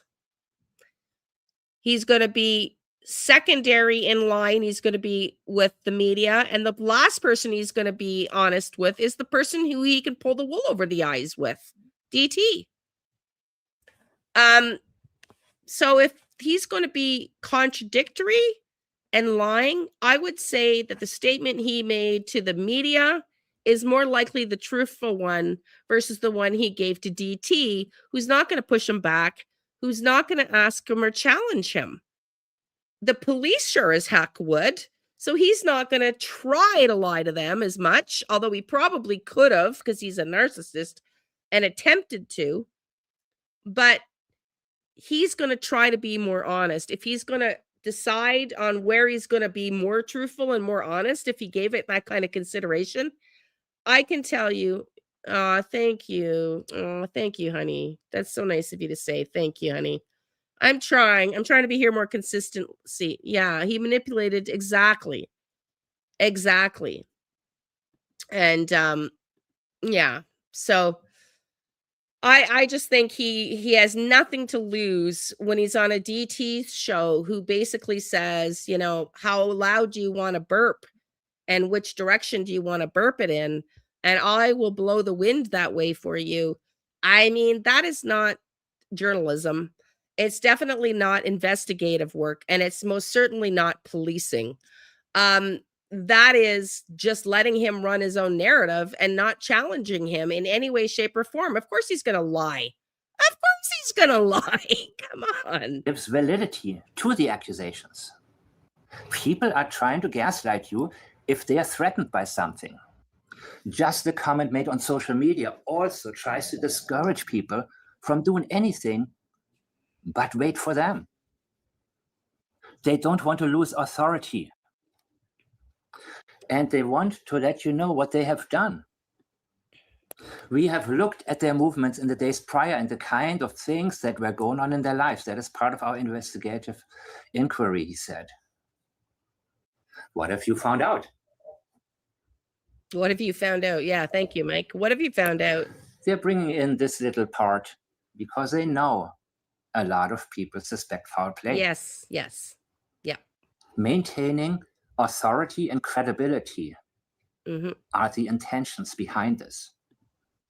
The priority here is we.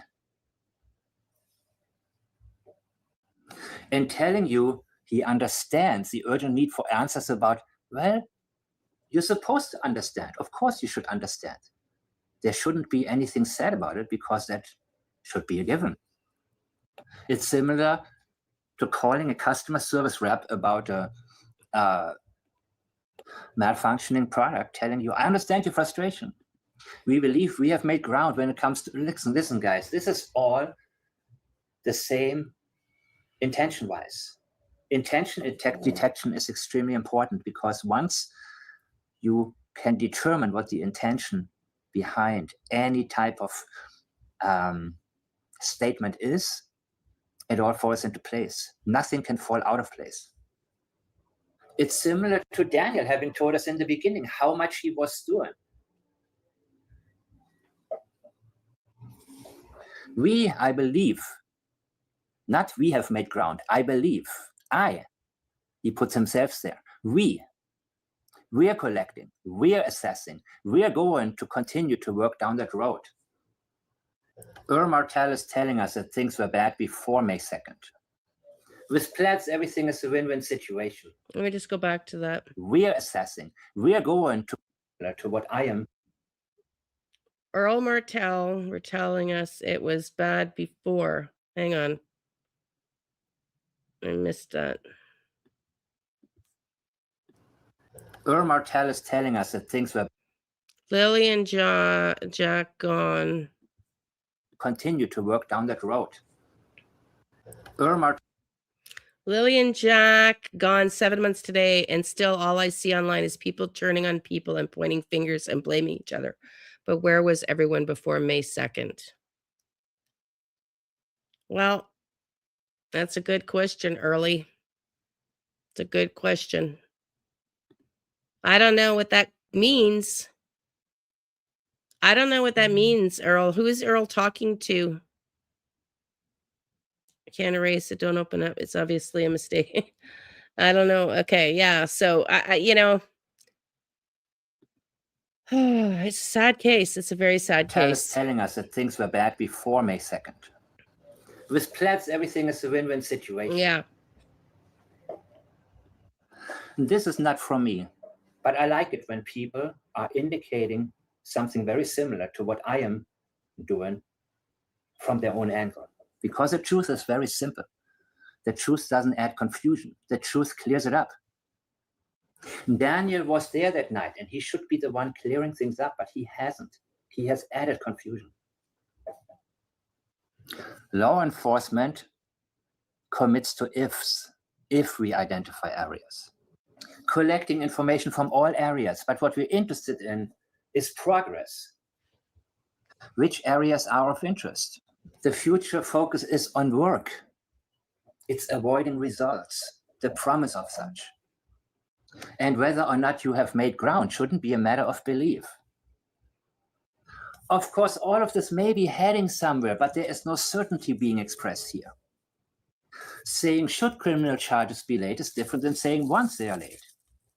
There is a possibility, but we cannot commit to it, and we don't want you to expect us to. So let's get back to this one. Daniel is indicating knowledge that Jack and Lily are no longer with us. Moving straight into the categorization of those involved. By telling us he does not consider them to be murderers, indicates actually that there was a process of unaliving involved in at least one of the kids. So here's my general disclaimer. Everything I'm stating is are my thoughts, and my thoughts only. I don't like to use the term opinions because I'd be gaslighting myself. I appreciate all of you who don't lose focus and who are determined to helping find out what happened to Jack and Lily. I thank all of you who are doing your own research and share it on my channel.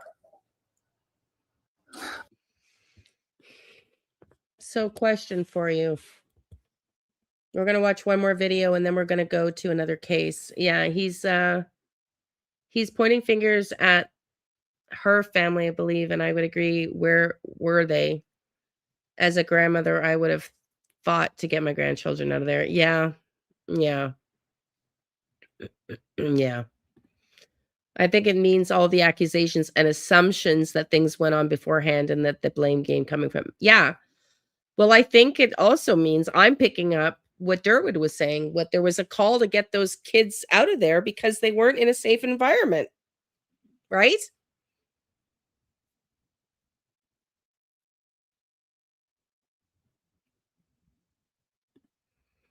Exactly. The accusations, they all now know this and that were happening. He's asking why they all weren't to fight there for them then. Exactly. Exactly. Where's everybody now? He's not talking about us. I think he's talking about the family. Where's everybody now? Nobody wanted to help out. Nobody wanted to help us with the situation. So they took it into their own hands? Is that what it is? Is that what it is, Earl? Is that what's really behind that statement? Where are you now? We had to do something on our own because we couldn't cope with these kids? Is that what that was? What do you all think Daphne said last night? I'm going to play one more video and then we're going to go to another case, but I want to ask this first. What do you all think Daphne said last night?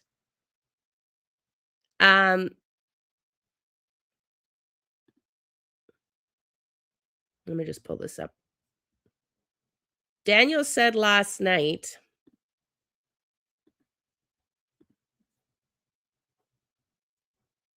or not Daniel, Daphne, I'm sorry, said last night that Malaya's been in the hospital for 7 weeks. Have y'all heard that? That Malaya's been in the hospital for 7 weeks? I saw that too, Vicky. That was a great point. Yeah, Malaya's been in the hospital for 7 weeks, apparently, according to Daphne and what she's heard.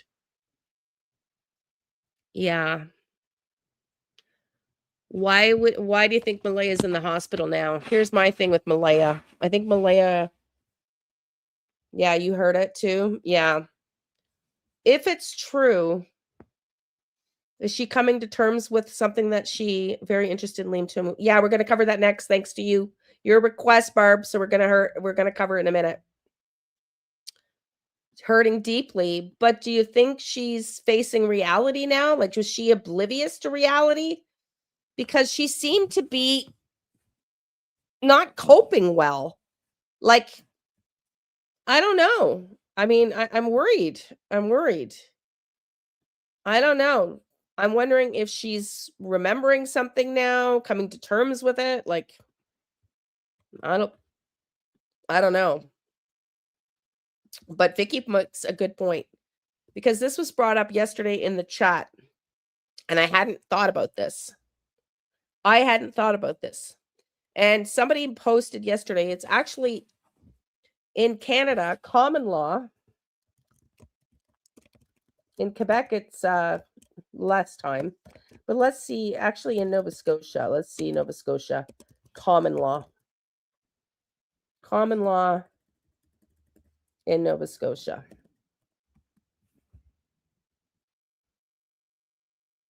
So it's 2 years. I'm going to show you this. And then I'm going to, because I had not considered this. And somebody mentioned it yesterday. If Malaya was planning on leaving, in Canada, it's by province, it changes a little bit. But generally, the rule of thought is 2 years. And in some provinces, 6 months. If you have lived with somebody for that amount of time, they are considered a common law, like in a marriage. In Nova Scotia, common law or conjugal relationships involve two unmarried people living in a marriage-like relationship, sharing finances and presenting as partners, often after cohabiting for at least 2 years or having a child together, granting some but not all rights of married couples, particularly under the Parenting and Support Act, with asset division focused on jointly owned property unless unjust enrichment is proven. So let's find out, could Malaya have declared common law support from Daniel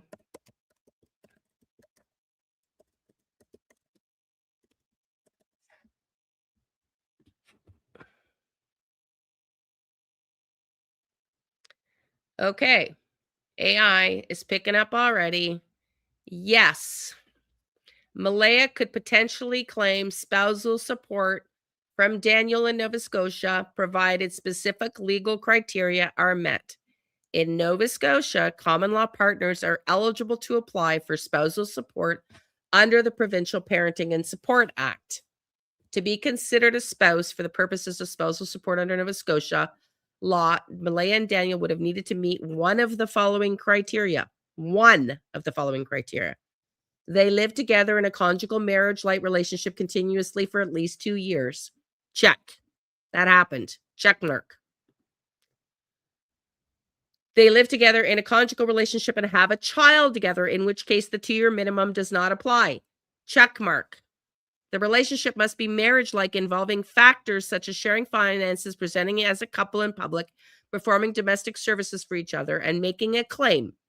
If Malaya meets the eligibility criteria, she can apply to the Supreme Court Family Division for a spousal support order. The court would then consider various factors to determine if support is warranted, including the length of the relationship, the roles each person had during the relationship, the ages of the parties when they separated, the ability of the person seeking support to become financially self-sufficient, whether one partner benefited financially while outside the other, any existing written or verbal agreements regarding the support. Common law partners in Nova Scotia also have the option to formally register with the relationship as a domestic partnership with the Government Vital Statistics Office. This provides them with many of the same rights and responsibilities as married couples, including property division rights, pension benefits, which are not automatically unregistered common law couples. Now, for the love of God, excuse me, I can't imagine that Malaya would have wanted to get half the trailer. But Could that have been one of the reasons to motivate Daniel? Right?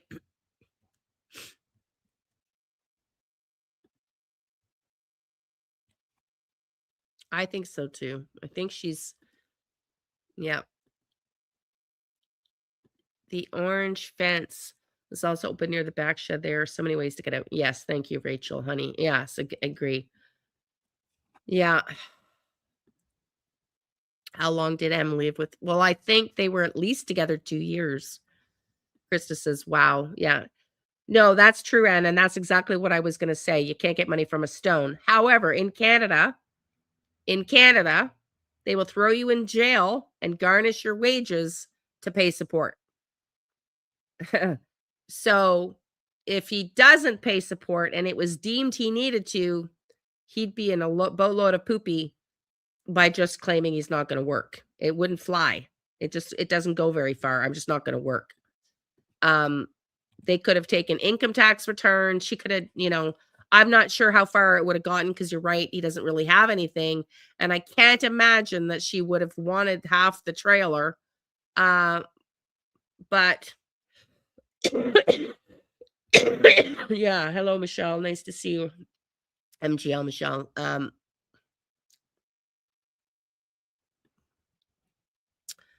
Knowing she was trying to get her kids as autistic when the government give you a little bit of money. Well, I don't know whether she was trying to get support, but she could have been given some caregiver support to try to raise their kids, because if they were homeschooled and they had needs outside of this.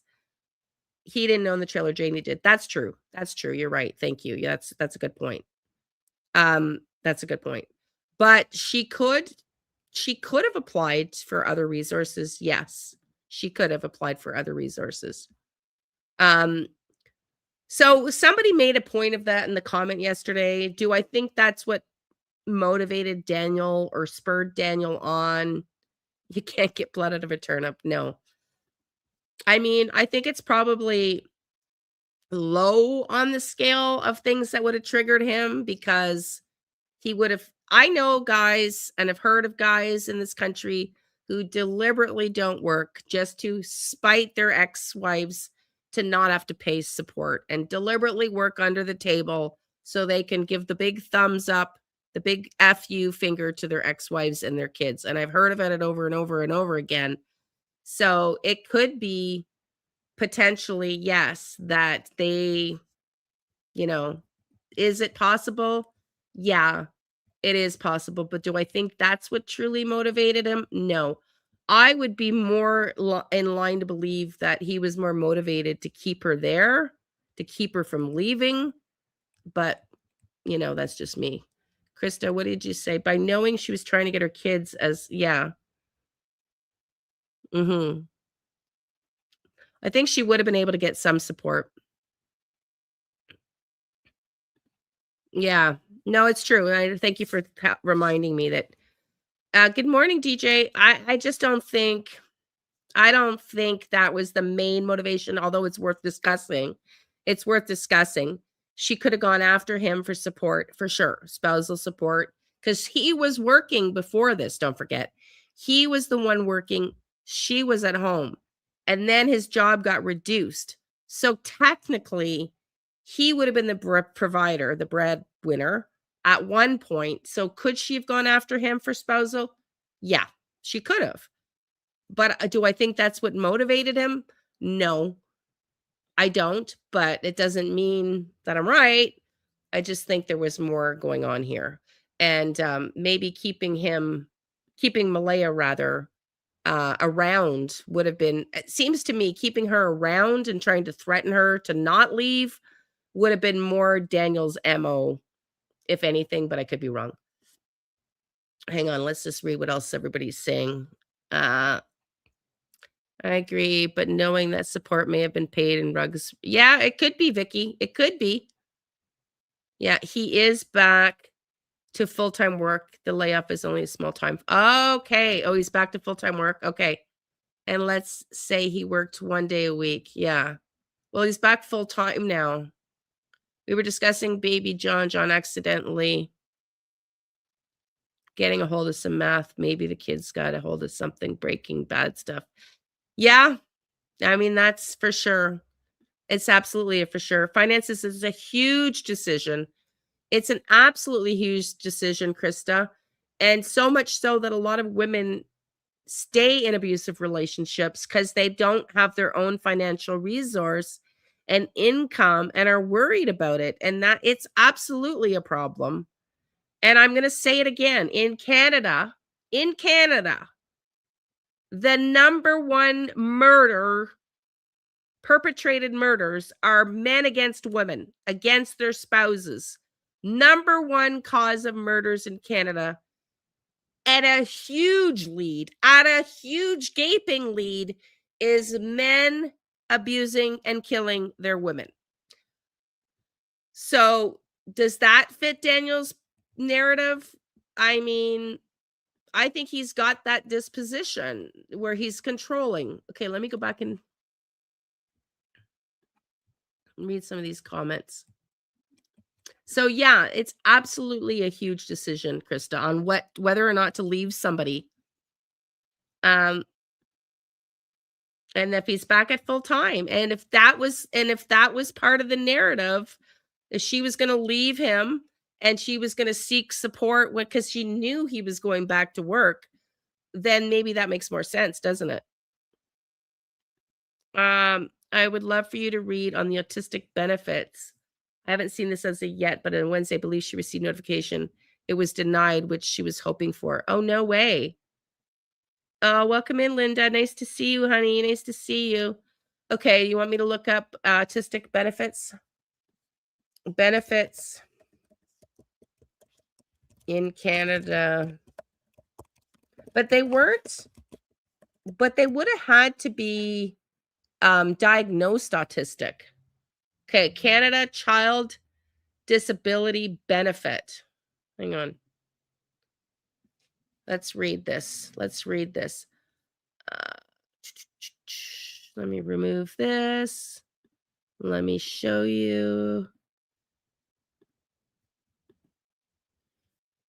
For an autistic child in Canada, key benefits include federal programs like the Disability Tax Credit, Child Disability Benefit, and potential for the new Canada Disability Benefit, alongside provincial funding.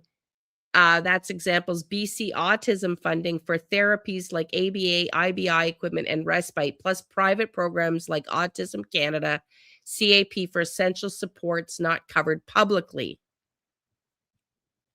Wow, look at them. Federal benefits Canada-wide. You've got the disability tax credit, disability benefit, Canada Disability Benefit, registered disability savings plan, provincial autism funding, Autism Canada's community assistance program, respite care. Let's just see. How much monthly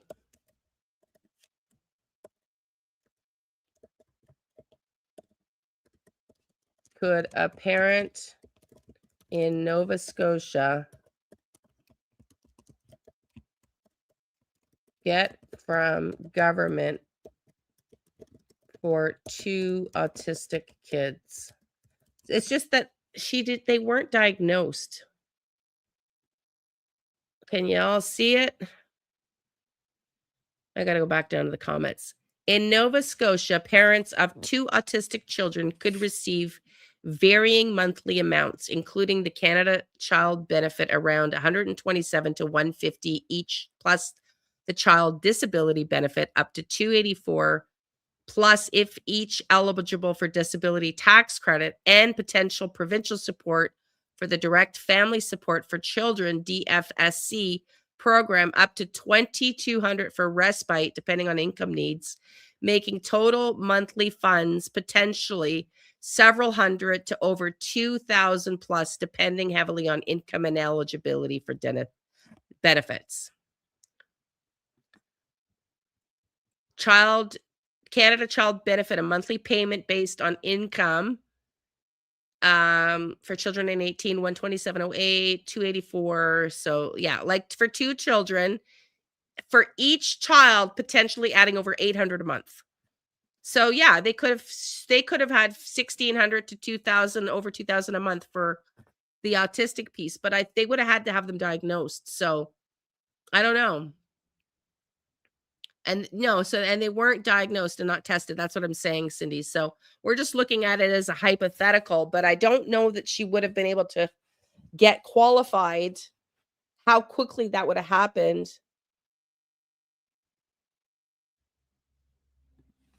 Yeah. I don't know. I got to go up to the comments. I don't think that she would have thought that hard ahead either, but I'm just, anyone here, they were caught trying to claim all 5 kids more? No. Else here, they were caught trying to claim all 5 kids for more money monthly? No.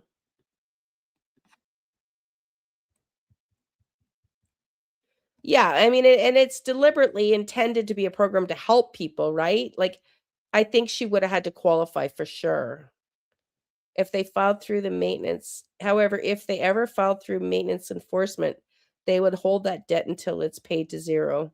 Yeah. Yeah, hang on. Gone too back up too far. The mail has to shut down for a certain part of the year due to weather and the roads being soft and the trucks not being able to pass. You're talking about the lumber yard? Would you do away with your children if it wasn't financially viable? Beneficial? No. But I don't personally think Malaya did anything to her kids. I don't.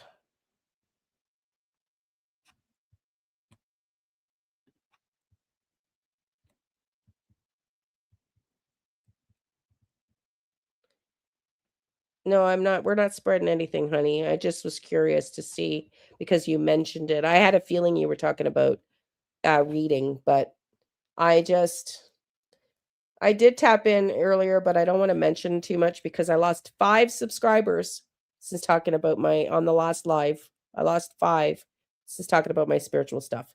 So we're going to keep that to the other channel. I did hear that Lily Screams from mother of autistic child with classic autism. She was in one of the chats. I did hear that Lily Screams. Okay. Yeah. She does. Yeah, we've heard that, for sure. Dollar for dollar, it's worth it. Was she trying to get them diagnosed? I don't know, honey. I don't know. There was something that recently started on the Speckneck Reserve. Each adult gets 1,300 for each child. Just saying. Yeah. Oh, Malaya said they were supposed to be tested late that month. Interesting. I didn't know that. Okay. Healthcare here is trash. Should be on the ridiculous long wait list. Yeah. That's exactly. I mean, I don't even want to get into it, but the loopholes and the finessing yourself around these programs in Canada is a whole other, just a different conversation. It's a different.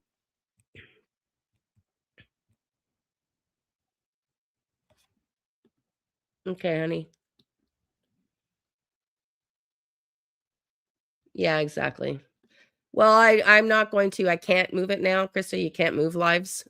So, but going forward, I'm going to just keep it for that channel. Okay, let's listen to this last video here, and then we're gonna go into Liam Toman. This is the last Jack and Lily for today. We'll be back on tomorrow. And she's hoping that wet, but with the sun today, I'm hopeful that they are feeling warm. So she's carrying on as though that they're just out there in the woods, just waiting to be picked up and waiting to be found. And she's hoping that they're dry and warm. She's already latching on to unrealistic expectations in this false hope, which is what they're trying to blast on. No worries, honey. Thank you, Amy. The nation, the world. I'll go get it for you now. I'll get the link now. This is bullshit. And that entire statement of yours, Malaya, was nonsense. It's bullshit. She knows that. It came through loud and clear. Mm-hmm. Yeah, her tone. That stuck out to you, Ruby. Which is a possibility they could have been. Yeah. There's just her acknowledging right there. She doesn't want to commit to what exactly has gone on. Believe me, at that point in time, if you can't find your kids within 5 or 10 minutes, something else fucking happened. As a parent, you would be saying that. You would be absolutely off the wall, fucking losing it. Where are my children? They were just here a second ago. Now they're not. That's all that really fucking matters. And you've got all of this fancy fucking walking around bullshit circular talk as though any of it actually fucking happened. Whoa. None of it happened. Okay, I might get demonetized. DT. I might get demonetized here. Thanks, Don. I was looking for it. Thank you. Thank you, everybody. They have no rent. Yeah, no, it's true. They shouldn't have needed that much money either.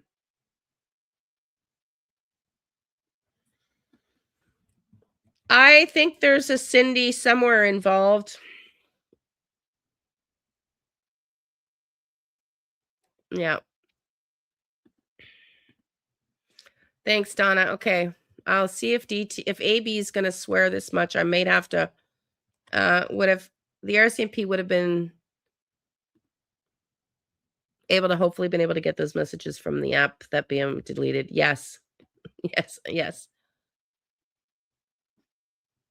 Yeah. Well, they don't have water to pay for. They have no sewer to pay for. So they'd pay for heat, hydro, cell phone, and if they had internet or anything, right? So not a lot of the monthly expenses outside of food would have been the more expensive one. We know Earl was helping them with that. Okay, let's go. Malaya, none of it. And then there's a comment that he's highlighted here by Durwood O'Grady. Did you know that Daniel confessed to Brad that he was driving around all night and who was with him? I think I know Brad a lot better than you do, Sonny. Okay. I don't know what that's about. Something happened the night before where the timeline blatantly cuts off and nobody seems to want to fill in or seem to acknowledge how it would be significant to whatever happened to Jack and Lily in a situation. You want people to believe that these kids voluntarily walked out to disappear.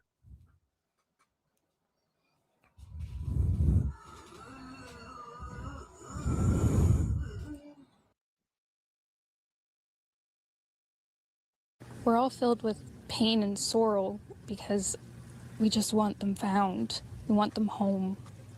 Everyone loves them. They are definitely verbal and they do have possible autism, but it's not extreme autism. It's just they have just enough for you to feel sorry for me and the kids, to overlook the neglect and abuse that's going on within the home and its effect on my children. It's a crime. Listening to her go and express this is listening to a crime. You would never represent that as possible autism as a parent, you detached numbskull. You're trying to label your children. issues with school and they don't catch up with the other kids. I just want to remain hopeful. Yes, Guy Maiden, Brandy. But there's always, in a mother's mind, you're always thinking the worst. Last night was one of the worst nights because I didn't have them in their beds. One of the worst nights. I wonder what other worst nights, or what a worse night than that one would have been the night before, many are suggesting. And I don't want to go through that another night without them. The last few days have been very stressful. I mean,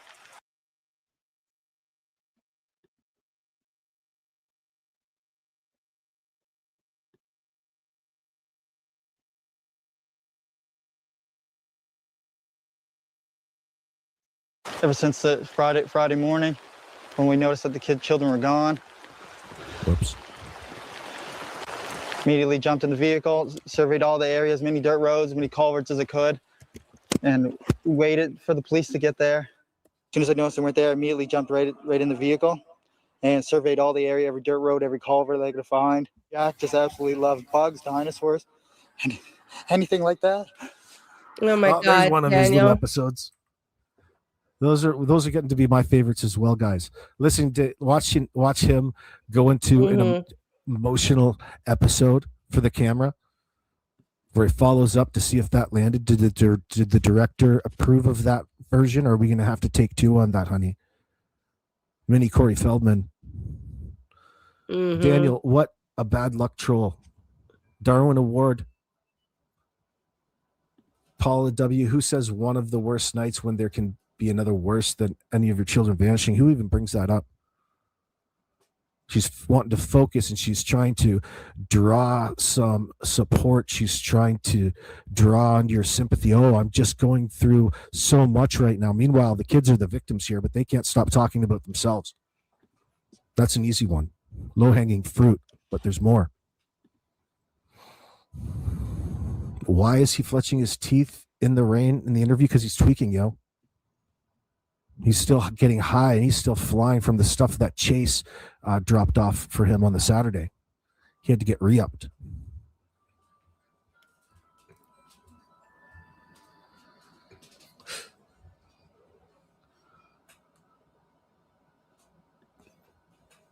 Sarah Jane 86 says she looks as if she's accepted their fate at the time of that interview. Yeah, I would agree with that.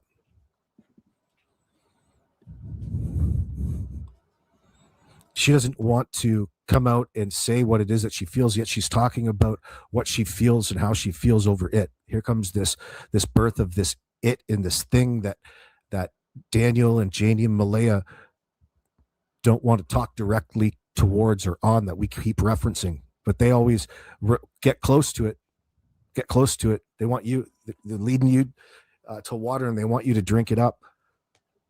It was raining and he was squinting like the sun was shining. Oh yeah. Well, the rain. Oh yeah. It was just having a hard go of it, JM. A facial contortionist, looking like Gollum out there, looking for his ring. I wonder if the 41 days of the children missing school correlates with something else.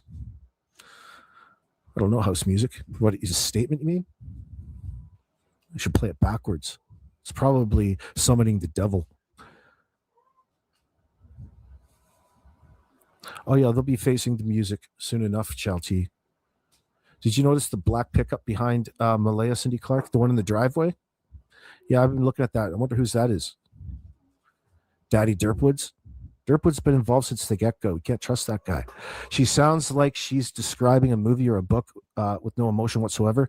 She just has general detachment. Sounds like somebody who's, not being straightforward about the circumstances, yet wanting to talk about things and giving you all of the possibilities, rather than be genuinely victimized, confused, hurt, and in need of assistance by the RCMP. Believe me, they all would have seen that. There's a big difference between legitimate and illegitimate, just in the nature of how the last people or the people who called them respond when they get there. And from all that we've come to hear, they were adamant and they were not cooperative, and they were standoffish, and they were more engaged in getting more people around them to distract them under the guise of looking for a couple of kids that they want us to believe just wandered off, all while distancing themselves from really making any sort of decision. These are the parents. Why are you running away from any sort of accountability in all of this? That should have been a non-issue. It should have been a non-issue. But it's a major issue here. Liddell 667 wants to know, why isn't she screaming, "Where are my children?" Because she already knows where they are.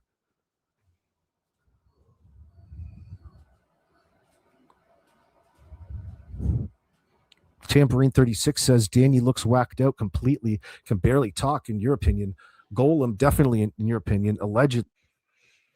Okay, I'm gonna stop playing because I don't want to get demonetized. Belinda said she saw him very upset. I have no idea. I have no idea. But I would hope they would all have been upset. You know, there's missing kids here. Okay, so tomorrow this is the end of the beginning. I went back to the beginning. Like I said, every day at 11, we're gonna do Jack and Lily. I'm thinking of doing 2 streams a day and going back to Sebastian Rogers and doing him at 4 to 7 daily. But I wouldn't mind talking to the mods first. In my opinion, Malaya might have wanted to push the idea that Jack and Lily were likely autistic, as autistic kids prone to eloping at their ages. Maybe, but I think it's probably likely legitimate it's just my sense and my opinion. We're going to go and talk about, before we go, we're going to go talk about a new case here, briefly, that I want to introduce. But yeah, I stay neutral on the off chance they're innocent and it's somebody else by calling him Golem isn't relevant to the case and just isn't nice. I didn't even hear that. Liam Toman. Yeah. So let's go listen to a little bit of Liam here. It's a sad case in Canada. Barb's been asking me to cover it. I've been meaning to get to it. It's so hard to keep up and stay organized with all of the things in one case, let alone many. The family of the Ontario man, they just disappeared this, I think it's just this winter. Or 10 months last year. Family of Ontario man who went missing in Quebec ski town renews call for help. It's actually pretty disgusting, some of it that I read, but I'm not surprised. Posted December 19th, 2025. Here is the picture of Liam Toman, 22, who went missing while on a ski trip in Mont-Tremblant, Quebec, Canada on February 2nd, 2025. Oh, so it was less than a year ago. Almost a year ago now. Last February, the family of 22-year-old Ontario man are renewing efforts to find him more than 10 months after he disappeared at Mont-Tremblant, Quebec ski resort north of Montreal. If you don't know Mont-Tremblant, it is like the Disney World of skiing. It's a massive hill. I'll show you a picture in a minute. I've been there many times. My parents used to have a place they used to rent up there, so we would go skiing on weekends to Tremblant all the time. The family of 22-year-old Ontario man are renewing efforts to find him more than 10 months after the disappearance at Mont-Tremblant, Quebec ski resort north of Montreal. On Friday, they published online an open letter reminding the public that he is still missing. And in a recent interview, Liam's mother, Kathleen Toman, said the family is asking the thousands of people who were at the resort last season to see if they remember anything that could help the case. The new ski season is opening, and this is the time that people are thinking about their past trip last year, and a memory could spark something, she said. Liam Toman was last seen on February 2nd at around 3 a.m. as he was heading back to his hotel at the popular Quebec resort during a ski trip with friends. Kathleen Toman said she hopes someone who was at the resort at the same time or after might remember an important detail. Liam's parents are encouraging the public to look through their phones and social media for pictures, text messages, or conversations around the time of Liam's disappearance to see whether there's anything that could help find him. We want to see how this resonates with people who are back on the resort again from all over the world, Kathleen Toman said. The reward for any information that leads to finding Liam was recently raised to $50,000 from $10,000, which has triggered an increase in the number of tips coming in, said Liam's father, Chris Toman. Liam's parents are adamant that somebody knows what happened to their son. We're really hoping that someone's conscience will get the best of them or someone knows something and they will speak up, said Lara Tillman, Liam's stepmother. Liam's wallet was found on March 22nd in a parking lot not far from where he was last seen, but that's over a month later. So interesting. It just makes you wonder how accurately they search. Like, how did they find, he went missing 3 a.m. February 2nd, and they don't find his wallet until March 22nd in a parking lot not far from where he was last seen. Quebec provincial police say the investigation is ongoing. The family said they would like to coordinate a search in the area next spring once the snow has melted. 4 searches were conducted in November. I'm going to read another article.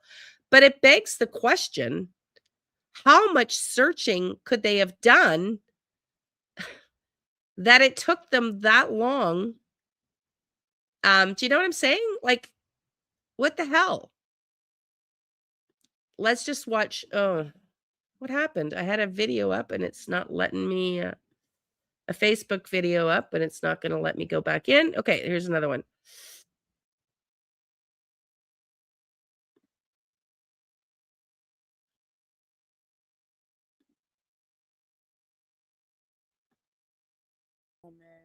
A young, what would you do if your son, your brother, your best friend vanished without a trace?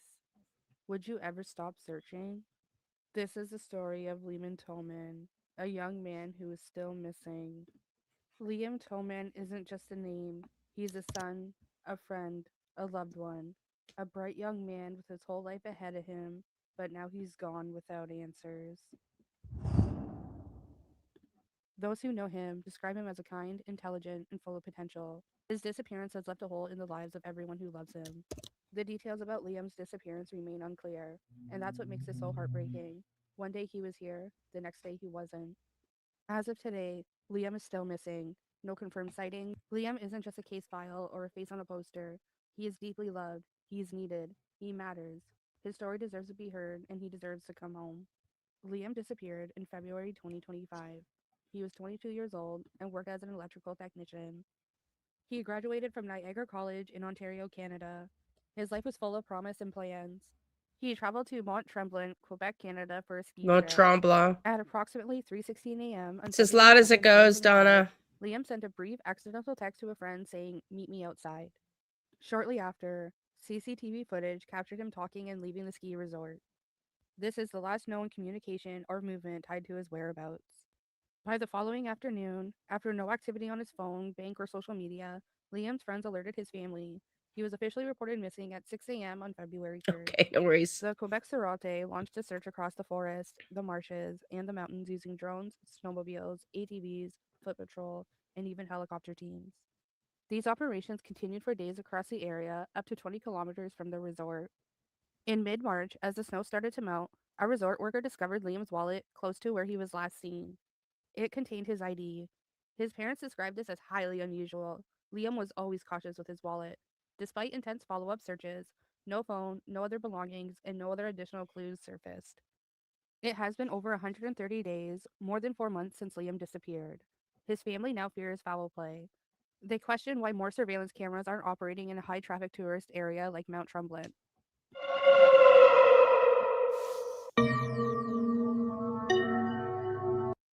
His family, friends, and the community are left wondering what conspired after that 3 a.m. text message exchange. Some speculate he may have wandered into a wooded slope or a swamp area nearby, but without witnesses or physical evidence, every answer remains frustratingly out of reach. Some online discussions have raised questions. Could he have met up with someone on a dating app and it turned dangerous instead of being a casual hookup? As of now, there's no confirmed evidence linking Liam to any dating apps or meeting up with somebody online. Investigators haven't mentioned it, and the family members have no report on it. That being said, nothing is off the table, and it's important that anyone with information, including digital leads, come forward. If you're in the area that night, check Tinder, Bumble, or any other app. Check to see if you've received messages or if you see something suspicious. And if you do, please consider reaching out to the Sûreté du Québec or Crime Stoppers. While it remains purely speculation at this time, this theory highlights potential avenue for information that hasn't been released publicly. If someone out there checked their app history or remembers an odd interaction, even if they tucked it away as no big deal, it could still be really meaningful. And before we close, let's not forget, men and boys can also be victims of human trafficking. It's a topic too often dismissed and left out of conversations. Vulnerability doesn't discriminate. Whether through deception or force, anybody can be a target. If there's even the smallest chance that Liam crossed paths with someone who had bad intentions, we owe it to him to keep asking questions, sharing his face, and keep telling people his story. Human trafficking affects people of all genders. If you saw anything suspicious, contact the Sûreté de Quebec or Crime Stoppers anonymously. Liam isn't just a statistic. He's a beloved young man who disappeared without explanation.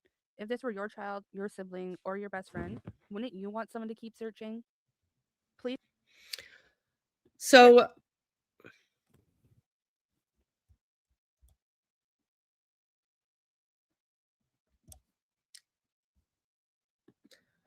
apparently I'll play you sorry Donna. I'll play you one other I want to read this first, but and then we'll go look at the map. But this part is a little bit discouraging. And then not surprising at all though. I went into Reddit and it says just 2 months ago, it says, I just watched a shocking news report about a tragedy of a young Ontario man who disappeared on the night of February 2nd, 2025 at the village of Mont-Tremblant. Following this missing case, Mont-Tremblant Corporation did everything to silence it. Listen to this. This is the ski hill resort. Following the missing case, the Mont-Tremblant Corporation did everything to silence it, sending emails to merchants and restaurant owners to not talk about the case, erasing the missing ad, etc. It is absolutely shocking. The news report made by CBC Radio Canada to the opposite showed how Mont-Tremblant residents mobilized to help find the young man named Liam and supported the family. Mont-Tremblant Corporation, of course, declined to give an interview. So again, this is showing us there's two sides to a story. You're going to get the media's perspective and you're going to get the people that were boots on the ground. Hi there. There was a guy shot at Tremblant Ski Hill, sketchy things. Yeah, I know. But so here is somebody that's commenting. This is 2 months ago. I was there when it happened. There were tons of people doing search and rescue. I believe Mont-Tremblant didn't want to publicize it for two reasons. One, bad publicity, yes. And two, avoid other people doing any unplanned and uncoordinated search and rescue. I think two is a valid reason at the time, but I would have definitely handled it differently. Put posters out and talk about it and mention clearly that no one should do any uncoordinated search, explaining that it could jeopardize the current effort. And then we read, a guy was shot last year in the village at the base of the mountain. You didn't hear a peep out of the mountain about it either. When I posted about it here, I was even contacted in private by someone and asked to take down my post. Tremblant is a big marketing machine and doesn't give a damn about anybody but its investors. I can confirm we received a notice to not talk to media about it and to refer to the management. This is so weird. I mean, he had to be kidnapped. There is nowhere they didn't look, and he could not have walked that far. We received this morning following the documentary, date 14th of November, 2025. Following the broadcast of the Radio Canada's program Enquête on November 13th, which focused on the disappearance of Liam Toman, Tremblant wishes to reaffirm its support for the Toman family and for everyone affected by this situation. Since February 3rd, we have remained in regular communication with the Toman family and have continued to work closely with the authorities to support efforts to find Liam. We hope that the airing of this report will help advance the search and bring answers to the Toman family. If you have any information, please contact Sûreté de Quebec. Thanks. Someone says, thanks for sharing this damage control communication. Makes me wonder if the mafia is involved in Tremblant based on their behavior. So yeah. This is common for companies to appoint a communication spokesperson to deal with the new media, also common to cover up. So I just bring this up because this is what the families of the missing people have to deal with. They have to deal with the police agencies who don't tell them what's going on, who write articles that are hard to understand whether they're actually making progress, who aren't, who the mayors, like we heard from Terry, who's a retired officer, who was in our chat the other day and talking about working for a lawyer and investigating all of the what they believe to be a serial killer in Houston, Texas, and the mayor saying, don't talk about it, it's not good for business. This is the baloney that the families of the missing have to deal with. The politics of it all, the politicking of what it looks like instead of finding a missing person. It's bullshit. Yeah, I know, Donna, it's bullshit. But let me just show you how big Mont Tremblant is. It's like the Disney resorts. Well, I'm an hour and a half from Mont Tremblant. I should go up there. And start asking questions. Because I used to go to Tremblant as a kid all the time. Let's see. You want to see how big Mont Tremblant is?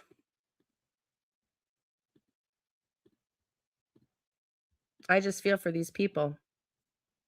Don't go alone, is what you just said? Yeah, I know.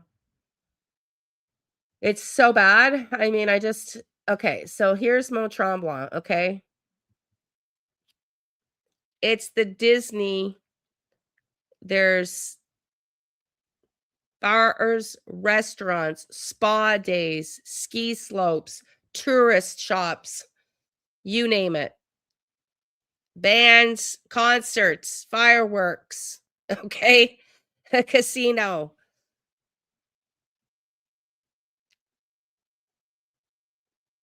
I'm just going to let this play for a second.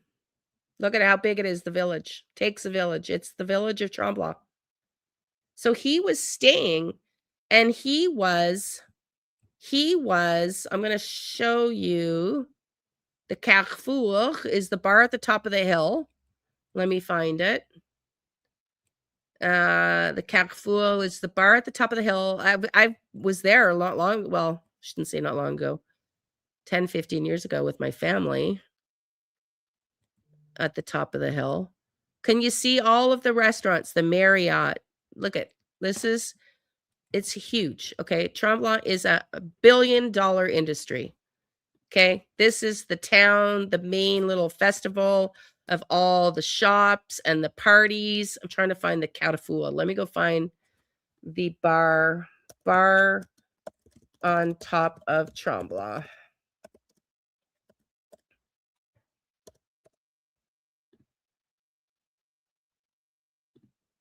I don't know. I thought they said he was at the Carrefour. Hang on. The Petit Caribou. Sorry. Yes, the Petit Caribou. So here's where he would have been. The Petit Caribou. This is where he was last seen. Some young people so drunk at Caribou Club asked to go vape outside, then they jumped. Police took a long time to stop. Yeah. Yeah. Hang on. Let me share.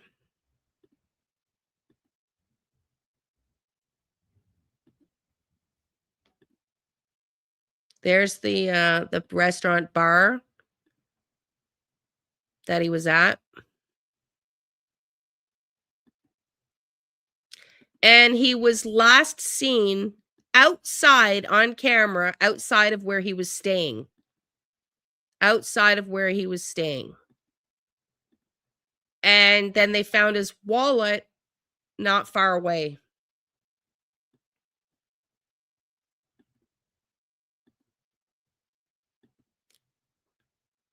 It's at the top of the mountain.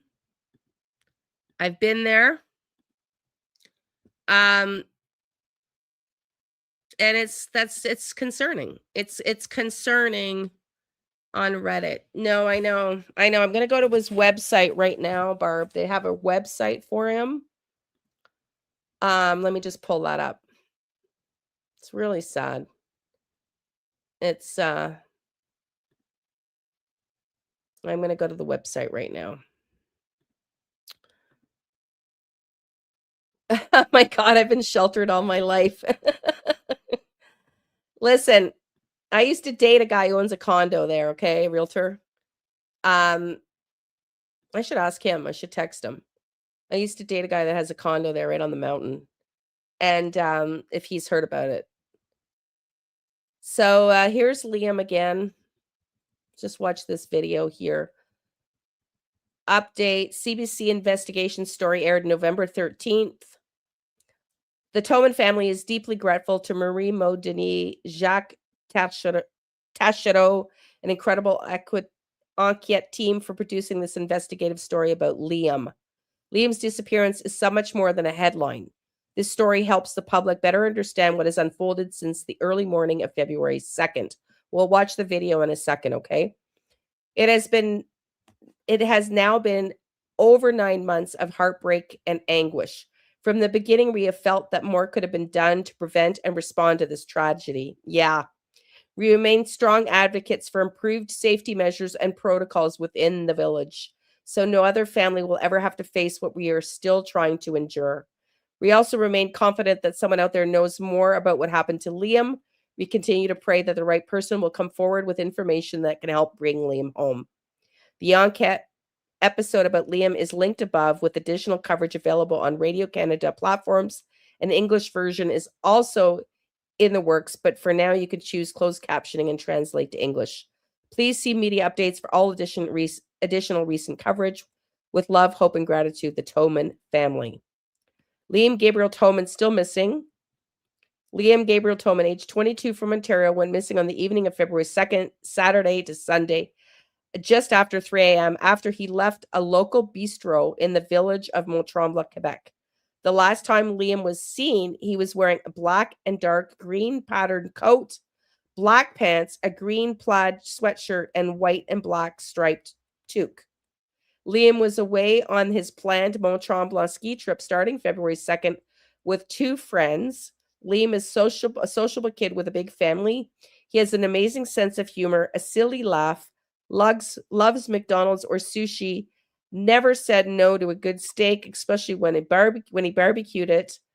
Liam graduated from Niagara College last spring with an electronics technician diploma and can fix almost anything electronic. He loves to ski, play golf, play video games, learn all about his car, and spend time with his friends. Liam last used his phone at 3:16 a.m. on February 2nd. He is not considered a runaway. That is in bold. He has not accessed his bank account, used his phone, or any social media accounts since that time. A person does not just disappear. He is still missing, and Sûreté de Québec continues to investigate his disappearance. The search. Starting on February 2nd, an extensive ground search was initiated by Sûreté de Québec and involved over 100 officers and specialized teams coming from as far as Quebec City, Mont Tremblant security, and volunteers from the Quebec Association of Search and Rescue Volunteers. For 5 days, the search covered an extensive area within a 500-kilometer radius and the Mont Tremblant mountain, village, and surrounding area, with investigators scanning surveillance cameras, interviewing people, and knocking door to door. A police helicopter equipped with infrared flew over a large area to scan the terrain, mountain, lakes, and roads. Snowmobiles traversed the roads, snow piles were removed, horses combed the mountain, and divers checked the swamp and lake on day 5. Every vehicle entering Mont Tremblant on the second weekend was stopped to distribute posters. Liam was not found, no body was recovered, and he remains missing. Let's go watch the video.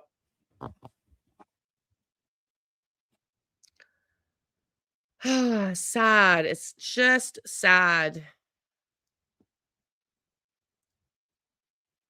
So many sick agreeing Liam Toman outcome. Oh yeah, I think he's. I'm just gonna tell you right now. I don't think he's alive. I don't think he's alive. I'm sorry to say. I don't get a feeling that he's alive.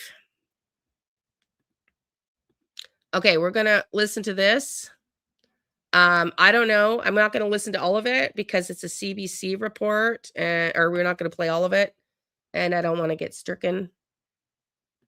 Where is all the camera footage? First thing is the collect the footage. I know. We don't see any of it here. Let's see if we can see a little bit of it. I won't be able to play all of it because CBC will copy strike me.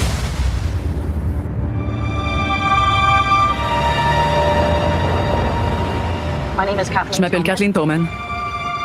Je suis partie de chez nous à Balsam Lake, en Ontario, et je m'en vais à Mont-Tremblant. Mon fils, Liam, a disparu le 2 février. Je retourne à Tremblant pour aller. Okay, it's in French, so we won't watch it. So I don't know. Good question. Good question. I don't know where all the footage went. And I think that's what the point of what the parent's statement is. Like, where's all the footage? Like, where's all the camera footage? So yeah, I don't know. I don't know, man. It's sad. It's sad, but something must have happened. He left the bar, was seen at outside his hotel room. I mean, I'm just curious on how much they looked. If they found his wallet in a parking lot not far by March 22nd and he disappeared, what, February 5th? How extensively did they search, you know? It's just weird. Anyways, y'all, say some prayers for Liam. We can cover him again some more if you guys want to. I'm going to end this now. I'm going to go get some rest. We will see you tomorrow morning at 11 a.m. We're going to do more Jack and Lily. And thank you for being here, everybody. I'm going to go and get some rest. I'm still really not 100%. I know. Oh, there is a guy that's covering Gus Lamont, and I wouldn't mind covering a little bit more of what he's covering too on Gus. So maybe we'll do that tomorrow. I don't have a clue, Marie. I don't have a clue. There's not a lot on this case. I don't know. I'll look for some more. If you guys want some more on Liam, let me know. Gus Lamont, there's some more coming in. We can do more on Liam too. But I'll see you guys back. I'm going to go rest. I'll see you back here tomorrow, 11 a.m. Love and light. Thank you, everybody. I really appreciate you. See you tomorrow.